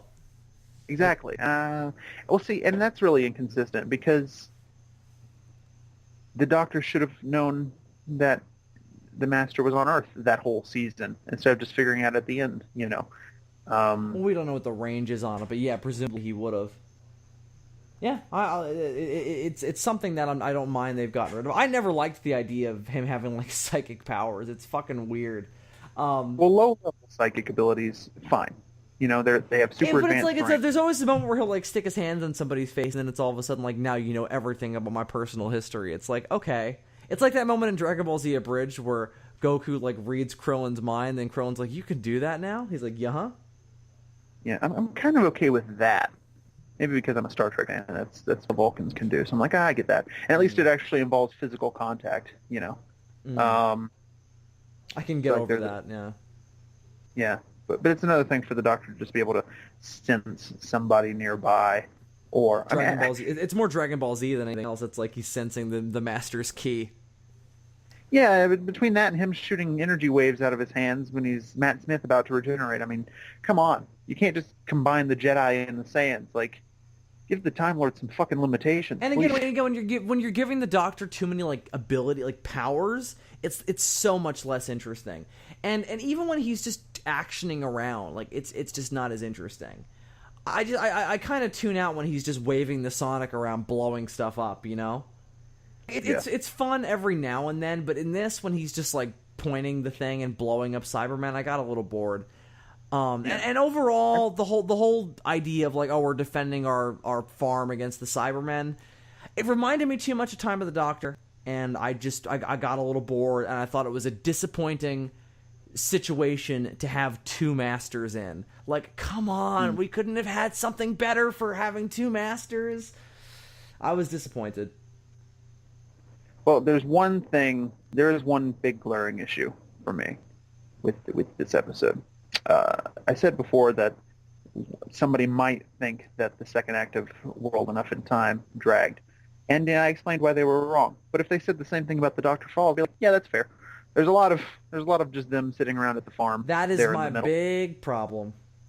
And it's not terrible because there are some really cool character interactions going on. I mentioned the Master. That's the thing that saves it is that we've got two Masters batting around. Although they kind of disappear for like 10 or 15 minutes, and you're like, oh god, please come back, and then they come back and it's better again. But yeah, but them batting around, dialogue together is enough to keep you entertained. You have the Masters, like I said, the Master taunting Bill. You have the Masters interacting and wanting to fuck each other. You have Missy doesn't really seem to want to fuck John Sim, thank God. She seems to be like flirting with him just to fuck with him, which is kind of funny. You have the hilarious stuff with Nardole in this episode, where the one human on Mondasian, technically. I keep calling them humans. The one Mondasian is coming onto him, and he's like spurning her advances. You have, and the Doctor, who very interestingly spends this entire episode trying really hard not to look at Bill and not dwell on this terrible thing that's happened. He tries to explain to her what's happened at the beginning, and he's having a really hard time with it, and it's great. It's great because he's being tortured about this bad thing that happened to his companion, but he doesn't go full Clara with it. You know? No, he doesn't start like threatening to end the entire universe over it. Exactly. He doesn't fly into a psychotic rage. It doesn't turn Probably. creepy. And ultimately, what it comes down to is that Moffat doesn't have as big of a hard-on for Bill as he did for Clara. So No, he didn't. He didn't get the chance to. If he would have kept her around for more than one season, he would have. No, I agree with you. I think that was all a lot better handled than it could have been. Now, how did you feel about the idea of the Cybermen evolving over the course of the episode? It makes sense because of the time dilation. They're closer to the top of the ship, so time is moving slower for them now than it is for the Cybermen, which is a huge disadvantage that they have in this battle. But at the same time, time it is just moving turns slower. Right, okay, yes, because they're closer to the top. So right. It's not as big of a lag. All right, I guess that makes sense, and it's kind of cool. And then we get to see like the Cybermen of different eras. Like, we don't get the mid-range classic ones, do we? We get the basic old school ones, like the ones with the socks on them and shit. And then we cut right to the ones that we got at the beginning of New Who, and then the ones that we got at Nightmare in Silver. Like, I don't know why we didn't get the intermediary ones. That would have been way cooler. Because I don't really like the original New Who designs. Right. And then the newest ones are a bit too Iron Man. I like those better though, because there's a certain shape to them that's more in line with the classic design that I like. Yeah, they felt like an attempt to mix the aesthetic of classic Who with what had come before in New Who. So I don't like that they fly. That's too Iron Man. That's too much. I agree.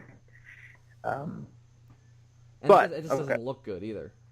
If we were going to do this, and if they're going to be the Mondasian Cybermen, the proper Mondasian Cybermen from Classic Who, then they should have evolved into the other classic Cybermen forms and not see... Because my only problem with it is you bring back the classic Cybermen, but then it just turns into, oh, here's the ones from New Who again.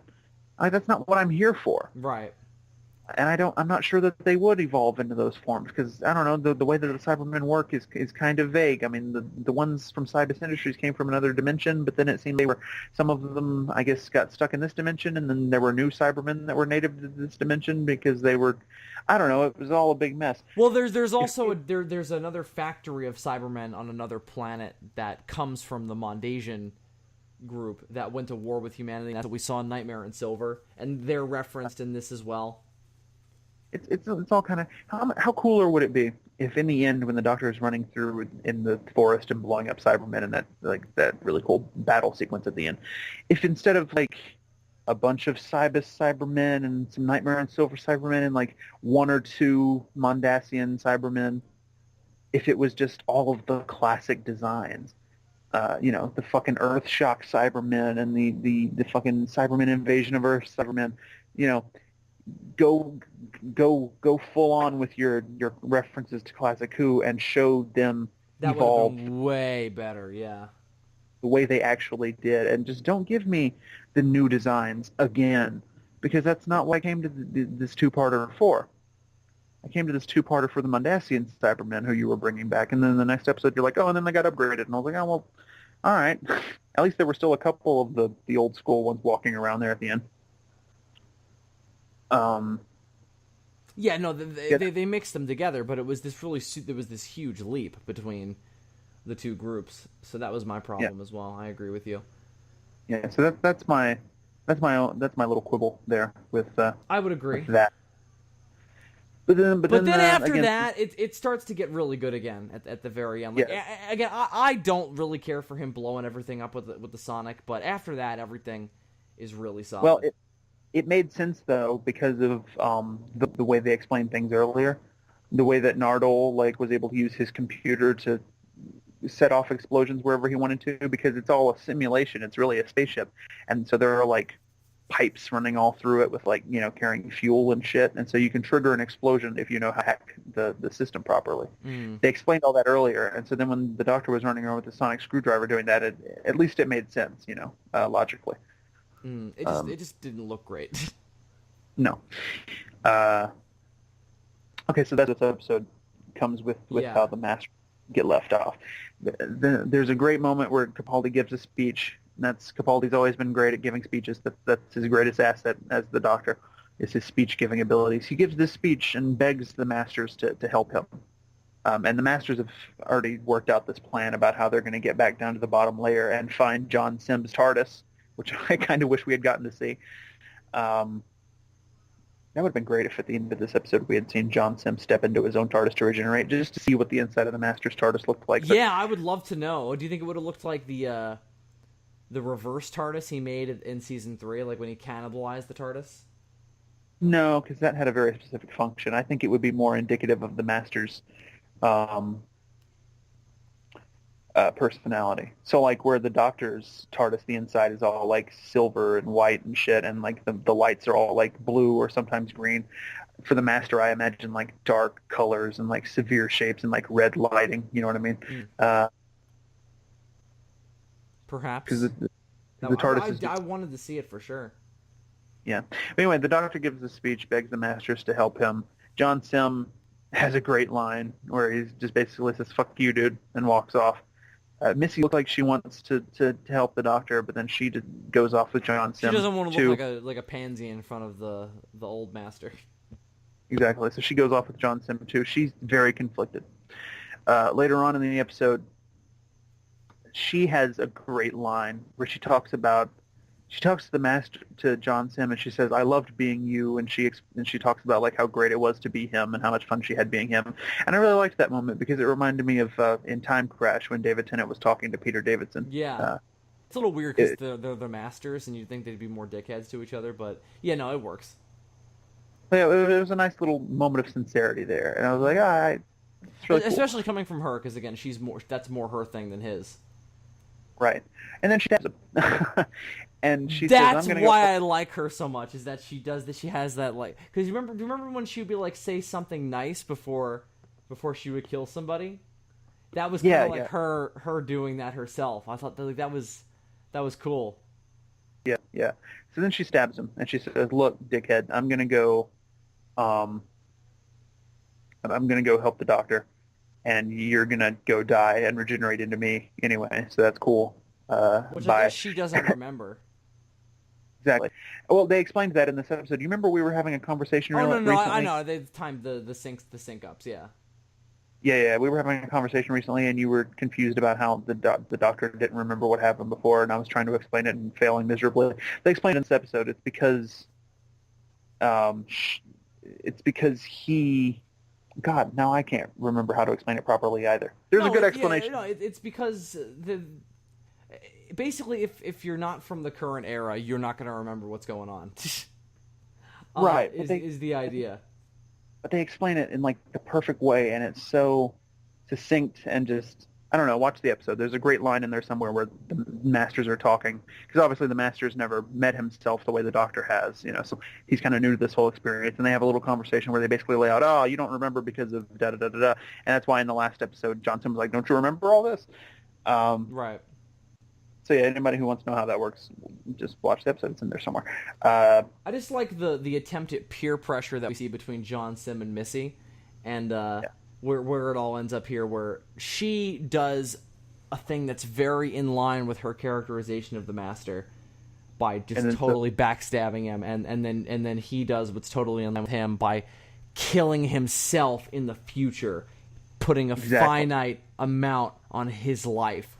That is very John Sim Master. Oh, it's good. It's so good. Right after Missy stabs him and then goes off to help the Doctor, he shoots her in the back with his laser screwdriver. And he says, "Don't even try to regenerate. I just shot you with the full blast. Like, you're fucked." Like, this is great.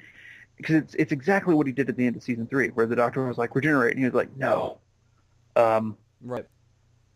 John Sim's version of the Master would rather die than help the Doctor. And if that means and if that means killing a future version of himself who's going off to help the Doctor, then so be it.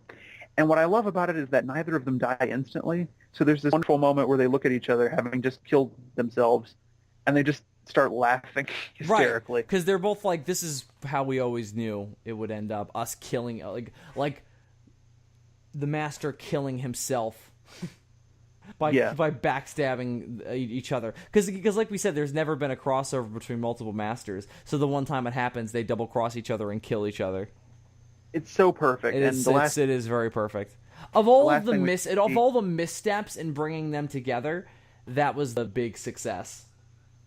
And the last thing we get to see of John Sim is him crawling into the elevator, and we get to see him in the elevator laughing as it goes down. Wonderful stuff. I have no doubt that at some point in the future they're going to bring the Master back. Oh yeah, without a doubt. I mean, she was smiling when there was that bright light at the end. So yeah, she's coming back. I mean, well, she's not. I meant the Master in whatever gender or form it comes back in. The Master will definitely come back. There's no way nobody ever does that. Even if Chibnall's not the one to do it, somebody will eventually bring back the Master. But having said that, if nobody ever did, hypothetically, and this was where it ended for that character, I'd be totally fine with it. I would as well. That scene in and of itself was good, standalone, that I would be satisfied with that as well. It was just like when I walked out of the theater from seeing Logan, and I thought, if I never see Hugh Jackman as Wolverine again, which I'm not going to, or even if I never see Wolverine in a movie, which I undoubtedly will, but hypothetically, that would be just fine. Right, exactly. It's a good, solid conclusion on its own. The perfect ending for that character. So the tragic part about it is Missy decided to help the Doctor. The Doctor got what he wanted. He managed to make the Master good, the one thing that he's always wanted, and he'll never know because she died before she could come back and help him. And then he went off, now to regenerate. Unless, again, because eventually somebody's going to bring the Master back through some means, unless the future version of the Master is A, still good, which I don't think they would do, or B, tells him about it, he's never going to know that she decided to help him, and I hope it stays that way.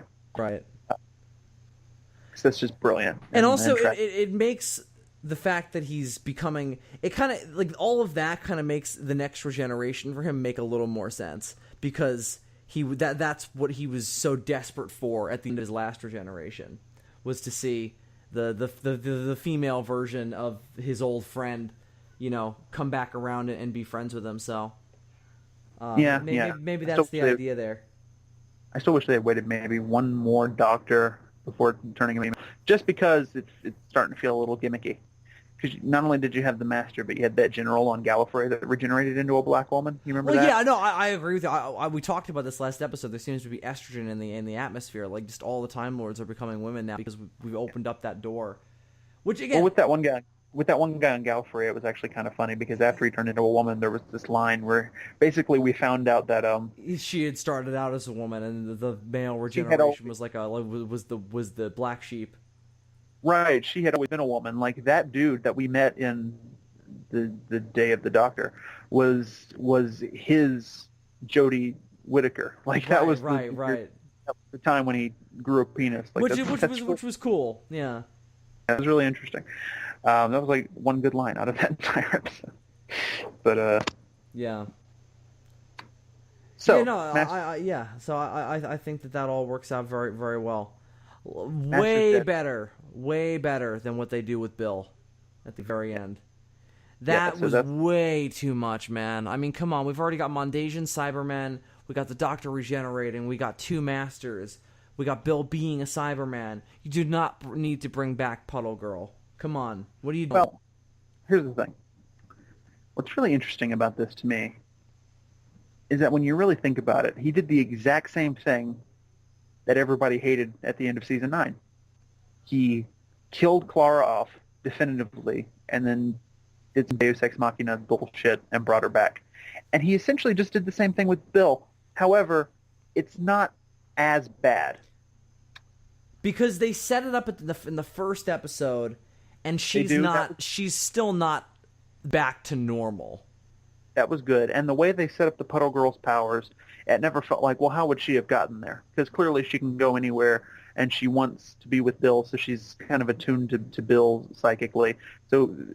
So Bill, in that instance, when she gets... Basically, the explanation is the reason that Bill was able to cry at the end of the last episode, even though she shouldn't have been able to because she was a Cyberman, was because the Puddle Girl had given her tears at the end of the first episode. So it was all connected very well. And also, it works better just because technically Bill never fully died, whereas Clara was dead, even now running around with Maisie Williams in a diner TARDIS. All this is that Bill got her body back, or at least she got a more comfortable body. Right. She didn't. She had been converted into a Cyberman, and then she got converted again into something else, and that's fine. That makes sense. That's explainable. It's not as offensively like ridiculous as the entire last episode of season 9, but it's just because of that he shouldn't. It's even scientific when you think of it from the perspective of in science. Energy can neither be created nor destroyed, but it can be transformed. So it's just Bill being changed. But it is, from a writing perspective, probably not a good idea because he's just been getting so much flack for that kind of thing of late. He should have corrected his mistakes and just had her.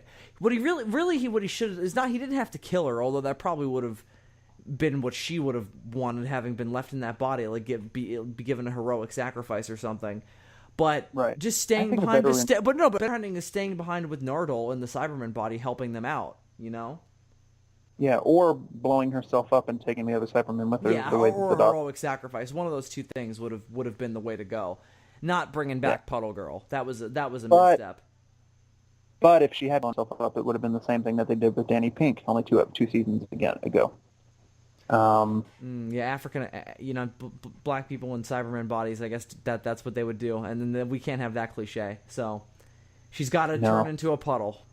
Even though Martha's cousin got turned into a cyber person, and she also blew up. Woo. Hey, Doctor Who writers, come on, guys, let's stop with the blowing up black Cybermen. Come on. A black Cyberman survive. Just one. Also, how offensive would it be if they converted a black person into a Cyberman, and then he wound up being one of the cyber leaders with the black face? Oh, with the brain sticking out. Oh my god. Oh, so I'm the Black Ranger. Why? All right, you have to answer me a question now because I forget. Why is Capaldi regenerating again? What happened?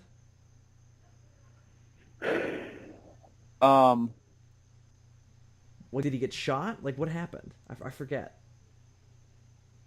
Oh, early on in the episode, he gets electrocuted. Remember? And he's fight. Okay, that's right. He's fighting off the regeneration the whole episode. That's all and throughout it's the only episode. at the end that it's finally started. It's kind of like a better version of David Tennant's Walk of Death at the end of season 4, or at the end of time. Yeah, because he's not just going around, jerking off and saying goodbye to people. He's doing shit. He's being proactive. He's trying to fight off the regeneration. And, on the one hand, you might think, why don't you just regenerate and then have a fresh body to fight the Cybermen with? Because it seems like he would have had enough downtime in that barn that he probably could have gotten over the regeneration. But we find out at the end of the episode, the very end of the episode, that he's fighting because he doesn't want to regenerate anymore. He doesn't want to be somebody different. Yeah, that was all really, really cool. It's interesting because it's the exact thing that I didn't like when they did it with David Tennant, but something about the way they executed it this time I was fine with, Well, because it's a different situation now. He's gotten a new cycle of regenerations. I think he's scared to regenerate again because he doesn't want to go through all the bullshit he went through last time. He wants to be content in himself and just stick in the status quo. I think he wants to feel secure. Which is what he hasn't been, because he's been going through regenerations like fucking toilet paper of late. You know what I think it is, especially that works this time about it, especially for my sensibilities. David Tennant was really sad that he had to regenerate, and he was just moping around and just being a whiny douchebag. Peter Capaldi is pissed off that he has to regenerate. Yeah, but also I think it's also I'll take righteous indignation over, I don't want to go, any day of the week. Well, I think it's also a little bit like he's the old man doctor, and he's stubborn, and I think that's one of the aesthetic things that has dipped into his character, is that he's more about kind of, this is the way I want things to be, and this is the way they will be, Yeah. And I think that's one of the things that's defined his Doctor. And I think it makes, again, it's one of the things about the specifics of the regeneration that made sense from the beginning. I liked all that as well. It didn't come off to me as sappy. The one thing I was a little unsure of is why is he saying different lines that doctors have said right before they regenerated? It goes through Matt Smith's, David Tennant's, I think Eccleston's as well. I don't know. All the doctors do like weird, quirky stuff right before they regenerate. It's a New Who tradition, really. Yeah, I think it only distracted. It was only a little weird because we're not getting the regeneration yet. A little hiccup happened, and and Capaldi gets one more last ride. In a way, it's almost another fake out. But instead of faking out the regeneration itself, like the Lie of the Land did, they're faking out that like big emotional speech that you expect to happen at the end. Yeah. Which was the idea of it. It's all designed. It's all designed to make you go, "Oh shit, here it comes!" But here's the thing: no, we need to figure out, obviously, what went down, why there's been this hiccup in time, because otherwise, if it's a shitty payoff, then that will be shitty. You know, like the fact that they had this big fake out regeneration again. You know, right? So you want to move on to talk about the stinger at the ending of this episode, the trailer for the Christmas special? Yeah, definitely. Okay, so the Doctor shows up on this snow planet, which we actually got to see in the cold open for the last episode, right? We saw it at the beginning of World Enough in Time, him landing on the snow planet, right? And then they cut back in time to explain what's happening. Yes. So he lands on the snow planet, and he slams his fist down into the snow, and he's starting to regenerate. You can see the energy, and he's fighting it. Yeah, you see the steam come out. That was a really cool effect. And then out of the mist and the snow walks William Bradley, or not William. What's that guy's name? David Bradley. David Bradley playing William Hartnell. Well, no, not really. Playing the first Doctor. Oh, it's so good. He's just fucking ranting and raving like, the whole thing is ridiculous. Changing my face. Why would I have somebody else's face? Oh, it's so good. I cannot wait for them to fucking team up. It's going to be so good. Now, some people don't know how to feel about it. Well, they're wrong. They should feel excited. Well, I mean, I can understand on the one hand, because it's a little bit of a different thing having an actor play William Hartnell in a biopic than it is having him take over William Hartnell's actual role.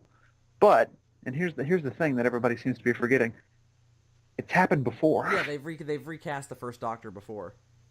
William Hartnell was barely in the Three Doctors because he was super sick by that point. Honestly, they probably should have just recast him then.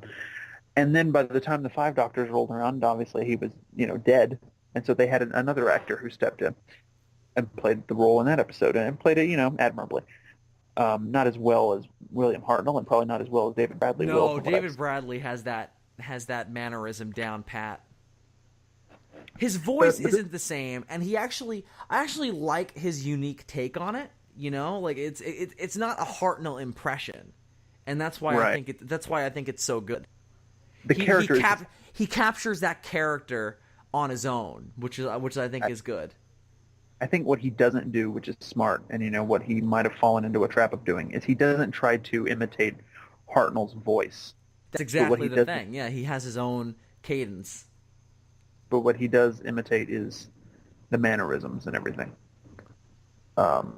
Definitely. And that's great.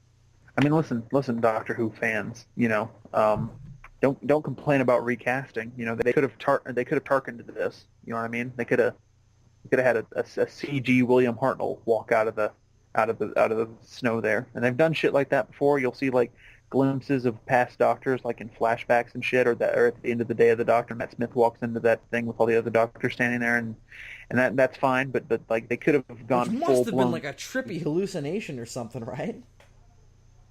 It's non-literal. Oh no, it was a dream. It was a dream. The dream, or you're no. He literally says it was a dream because he's like, Clara asks me if I dream. Of course I dream, and so I guess the idea is that was supposed to be a dream. Oh, maybe. I just took it as a bit of visual symbolism. Not everything in a film or TV show is always to be taken literally. But it could have very easily also just been a dream. But But Indeed. yeah, so Doctor Team Up. Also, Mark Gatiss there playing what might be the Brigadier. I guess he's a younger brigadier who was fighting in World War II, which is Yeah, fine. He and the First Doctor presumably would not remember, or it wouldn't matter if he remembered the Doctors, because he never met Hartnell, he's never met 12. So exactly. although it looks like he's going to be on the TARDIS at one point, so that would be problematic. The timelines wouldn't be able to sync up. He would have to forget that, because otherwise he would remember what TARDIS is. Right. If he is the Brigadier, again, that's not confirmed. He looks like the Brigadier. He probably is the Brigadier. I'm willing to probably bet money if I had any. But he might not be. If he is, then he has to forget at the end of the episode. Right. It can be very easily explained. They seem to be stuck in some sort of weird time phenomena, so maybe he just loses his memory naturally when he goes back to being in World War II. He might not be the Brigadier, because it looks like that guy was about to shoot him before time froze. Maybe he goes back to where he was and just instantly gets shot and dies. That's possible. That could be interesting. Maybe there's a moment... Or maybe they do something and he's the only one of the three of them that does survive. How cool would it be if there was a moment where... Because technically the First Doctor regenerates into Troughton, and then Capaldi is going to regenerate into... oh, God, what's her name? Who's the next Doctor again? Jodie Whittaker. Jodie Whittaker, that's it. He's going to drop his penis. No. How interesting would it be, though, if there was a moment where this character, again, assuming it's not the Brigadier, he has to do something, to set things right. I don't know. He's put in the position of having to push a button or pull a lever or whatever, to put things back the way it was, and he doesn't want to, because he knows that he was about to get shot. Yeah, no, that would work, and the doctors then have to be like, no, you gotta accept death, and then they're kind of explaining to themselves why they have to go off and regenerate. Yeah. There's an episode of the Sarah Jane Chronicles that's kind of like that, where you found out that Sarah Jane had this childhood friend who died by falling off a bridge or something, and then this evil entity that Sarah Jane fought on several occasions over the course of the show makes a deal with the girl who actually died and changes the timeline so that Sarah Jane dies instead, and just rewrites everything. And then at the end, that woman has to come to grips with the fact that she was supposed to die and rescind her deal so that the timeline will get put back to normal and the world won't get destroyed. Oh, shit.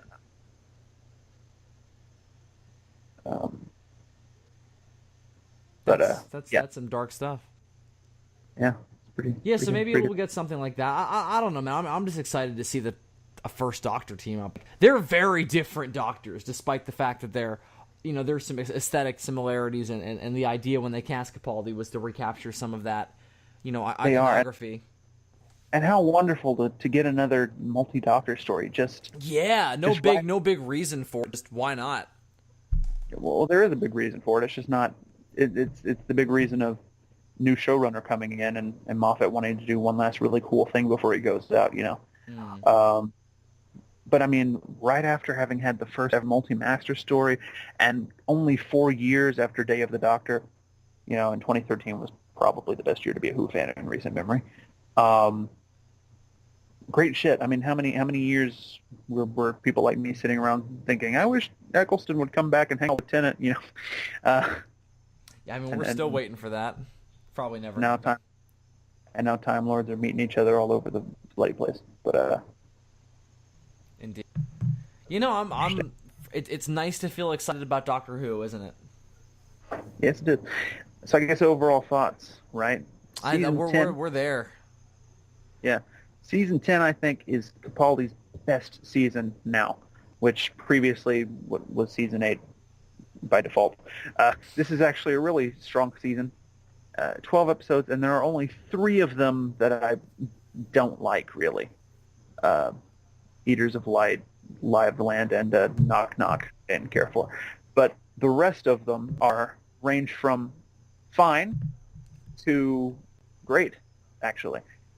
It's a really strong season. We had some good companions. Oh, that's the only thing I don't like about the Christmas special is Bill's coming back again already. But Oh, we hopefully forgot that'll to be. mention that. Yeah, it's the one big misstep. But I mean, if Maybe she's they'll there, do something with her that'll make it like better. That like that'll make what they did better. You know what I mean? Oh. hopefully she's just there to see Capaldi one more time before he regenerates, and then we can never see her again, and I'll be fine with it. You know. But yeah, we had some good companions. We had some incredibly interesting stuff going on with the Masters character this season. Really, the culmination of what's been going on with her character since season 8. And overall, Capaldi and Moffat managed to go out with a bang, which is what I wanted to happen because I like both of them, man. I really like Capaldi's Doctor. He just hasn't had the best stuff to work with. And Moffat used to be so great at this show, and has been struggling the last couple of years. It reminds me of in Jackie Brown, right when Sam Jackson kills Robert De Niro, and he says, "What happened to you, man? Your ass used to be beautiful." That's how I feel about Stephen Moffat. Yeah, that's a good way to put it. But I definitely think that he has redeemed himself quite a bit with this last season. Yes, great stuff. I agree with everything you said, and I will go further to say that this season recaptured the magic of Doctor Who for me. All of it that was lost with all the mediocrity and badness of Season 9. Yes, I've been reminded of what's cool about this show and what's exciting and interesting about it in this season. There are definitely more examples than I would like of all of the traps that the show does constantly fall into, the formulaic stuff, the obnoxious elements, Moffat falling to the same formulas over and over again, doing things that I just don't plain like.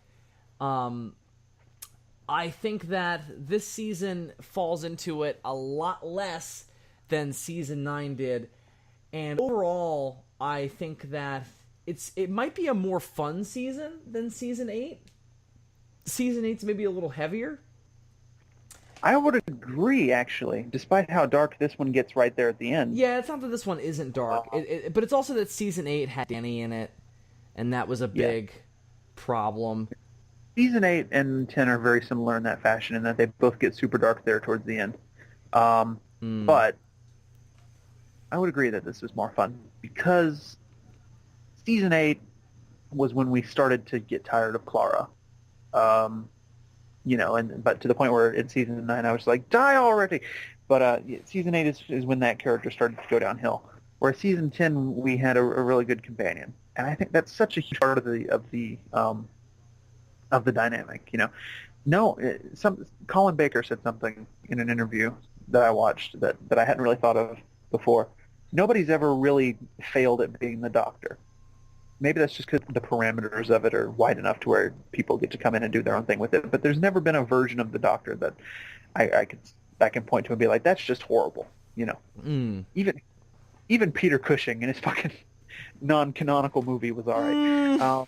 Okay, and that's only because he's a really great actor. Yeah, I mean he's Peter Cushing, so that's why that lasts. Those movies are no good though. My God. So nobody's ever failed at being the Doctor.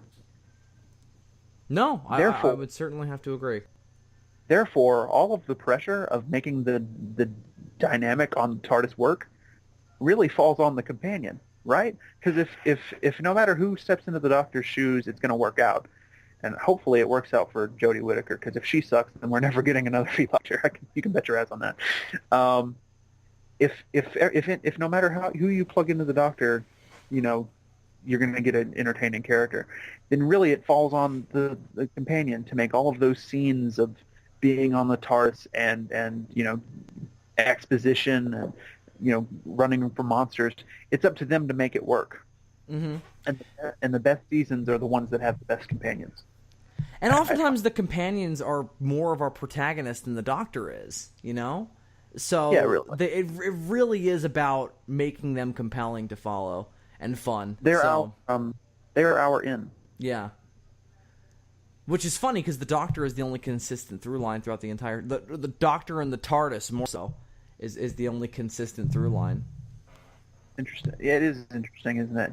Well, it's he's the only continuous through line, but then he's changing faces and characteristics all the time. So even And the one, and seems unaware of his own motivations and desires himself. So nothing yeah. in this show that doesn't change. Even the outside of the TARDIS, which is always a police box, looks slightly different when you look at the different ones over time. There's a great moment in the trailer for the Christmas special where you see Capaldi's TARDIS next to Hartnell's TARDIS, and you can see the size difference. Like holy shit, like they're very different. Yeah, and Um, Hartnell's TARDIS looks like a fucking homemade like art project, whereas Capaldi's is like a professional prop. I don't know if it's a budgetary thing or if it's was a budget thing, or maybe it's because Hartnell's TARDIS was supposed to look more like what a police box actually looked like, whereas over time it's just become more stylized. Yeah, it's become more of its own like cartoonified thing. Yeah. It's probably a combination of both of those things, really. But anyway, nothing in the show remains constant. The only through lines you have are always changing faces. Um, so Yeah. it's very interesting in that way. Yeah. It kind of throws you for the loop. It's like the first time you watch Psycho, right?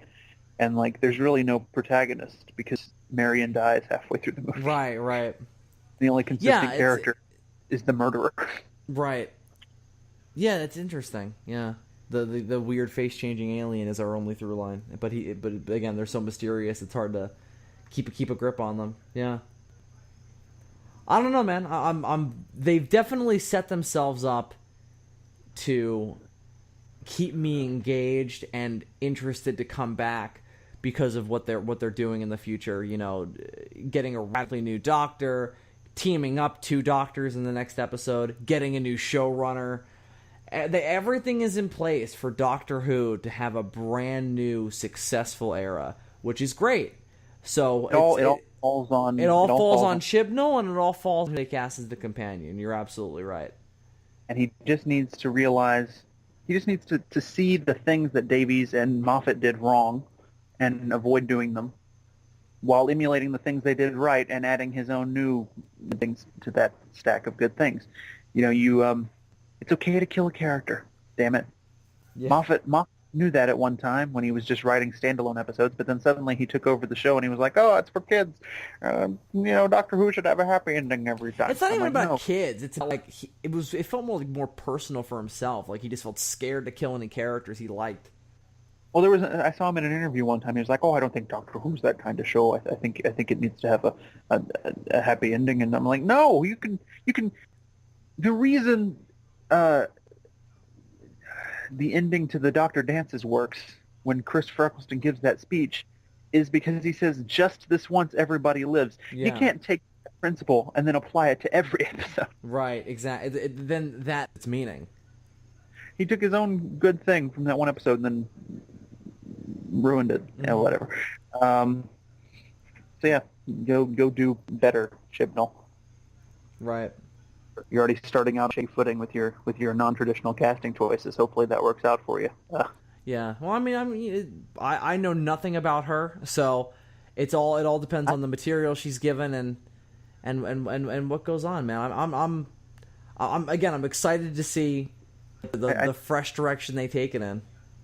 I just have to imagine that she's feeling a lot of pressure because, like I said, if she fucks this up, it's going to be old white dudes as the Doctor. Diversity in Doctor Who will be... Well, they might... The idea then might be just to be... I'll do another radical diverse cast. Like, we'll cast, like, an Asian child, which would be, like, a very... be like, what? I think the next step is definitely Black Doctor at some point, whether it's Black female Doctor or Black man Doctor. It doesn't really matter. But some different race, yeah. Yeah, Black Doctor. I'm with you. Don't go too over the line with it, though. Like, because at a certain point, it's clear that you're just pandering. Like, if the Doctor turns into we just need to start casting. We need to stop basing on kind of just cast the right actor. Like, I guess they do pick a type every time they pick a new regeneration, which I guess is okay. But I think it needs to be more characterization than about what they look like. Well, I mean, again, but if you go too crazy with it, though, you're just pandering for brownie points. Like, I completely agree. Yeah, just don't be like, we're only gonna cast a black woman for the next Doctor. It's like, all right, that's a very specific net to cast. I'm sure you'll find somebody good, but if the Doctor regenerates into a disabled, gender non-binary, transgender woman, then you're like, okay, you're clearly pandering. You know what I mean? Depending on if they if that was the end all be all nature of their characterization, then yeah. I mean, if that's all the next Doctor is just it, and that's why I'm glad Moffat's not doing it, because I had a concern that it might be this way. As long as the pilot of the next season is not just an hour of, the fact that he's a girl now is like the end all be all thing, like that's gonna be kind of problematic. And like they need to do something fun and interesting with it, Like they need to put him in a situation where either that doesn't matter or it matters in a fun and interesting way that she then has to creatively and funly work around. Yeah. I don't want it to be I don't want it to be her like parading around for an hour going, "Oh, it's awesome that I have a vagina now." Or I also don't want her to be going, "Oh, it sucks that I have a vagina now." Like either one of those is going to be super obnoxious. The appropriate response is, "Oh, I have a vagina now. Neat." Yeah. Go on an adventure. Yeah, exactly right. That's exactly what you would want from the Doctor. I don't want her to be all like existential about it, That's the appropriate reaction for a Time Lord anyway. I mean, if human suddenly turned into the opposite gender, rather. Sure. If they exploded and suddenly they were, if that happened to me, I'd be a little concerned. But the Doctor, he should have always this should have always been a possibility. I mean, he's amazed usually that he has a head. So I mean, this is not going to be a big surprise for him. I think I would freak out a little, yeah, not just because of the hormones. It's like a Cronenberg. That'd be an awesome Cronenberg like body horror movie. It's like The Fly, but it's just a man slowly turning into a woman and just being horrified by what's happening to him. Has that been done? I'm sure that's been done before, though. I don't know. It sounds genius, though, right? Like suddenly he starts like. Yeah, the gender identity questions would be fascinating alone. Like, what if it happened in the wrong order? Like, what if he started bleeding before his penis had even fallen off? And it's like, oh, God, what's happening to me? Well, I think we know what you're going to be writing next. Anyway. Cronenberg movies, because if so, get on that, man. That's a good idea. Yeah, no, he's still around. His last one did not do well, though, so I think he's in hiding. Or the opposite. It could be a woman turning into a man. That might be even more interesting because the way the genitalia is constructed, her vagina would basically be turning inside out. I mean, with the dude, it would be retracting in, which is it'd be getting smaller.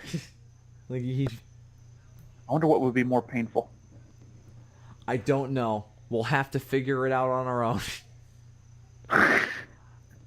All right, Dee, so let's wrap things up, shall we? So that's season 10 of Doctor Who, and that's it for this week's episode of the Demons from Outer Space. Two parts, 4 hours. We hope you fucking enjoyed. We certainly enjoyed talking about it and finally covering the season. Come back around Christmas and we'll talk about the Christmas special. Yeah, so we'll probably stay more consistent with it now that I'm all caught up and everything. So we'll see how we go. And how they release it. They might do another year where they split the season into 2 parts, which I hope they don't. That was terrible the 2 times they did it. But it would be better for us though, just because. Yeah, it would be better for our purposes, but it would be worse for the season arc. We could just review it in 2 6-episode long stretches. I mean, we could do it like season 8, where we did 1 episode per whenever there was an episode. We talked about it on DFOS. But we'll see how we go. Next week, though, or more this week later on, we're going to be doing another book review, and it's going to be another Planet of the Apes book review. This is another ongoing thing that we've sort of begun doing. Dylan, what in particular is it, though? We're going to be talking about War for the Planet of the Apes, Revelations, which is a prequel novel. Well, really an in-betweenquel novel, written by Greg Keyes, who wrote Stone Monkey, which was one of the stories that we reviewed when we talked about Tales from the Forbidden Zone, one of our favorites from that book, actually. So we'll be talking about that. He also wrote an in-between quote that took place in between Rise and Dawn, and it might have made more sense for us to review that first. But this is the one we've read. Neither of us have read it yet, so when we get our hands on it, we will do that. But eventually, I think that's probably the next thing I'll read. Actually, I mean, I just started The Shining, but after I finish that, I'll probably get that Dawn book. Yeah, I just picked up another Pendergast novel, so after that, I'll try and get my hands on it, and then we can do it. It's like $7 on Amazon, actually. Well, the problem is there was an audiobook for it on fucking Audible, and then they took it off when they put the war one up, and I'm like, what the fuck, man? So now I will have to get a physical copy of that and do it, which is fine. So we'll both have to read that. Yeah. But look forward to that in the coming week, and many more things to come in the future. So until next time, I'm Bill Worster, a.k.a. Zazubar. And I'm Super Game 64. And you can't see us, because it's a podcast. Colonel Hogan.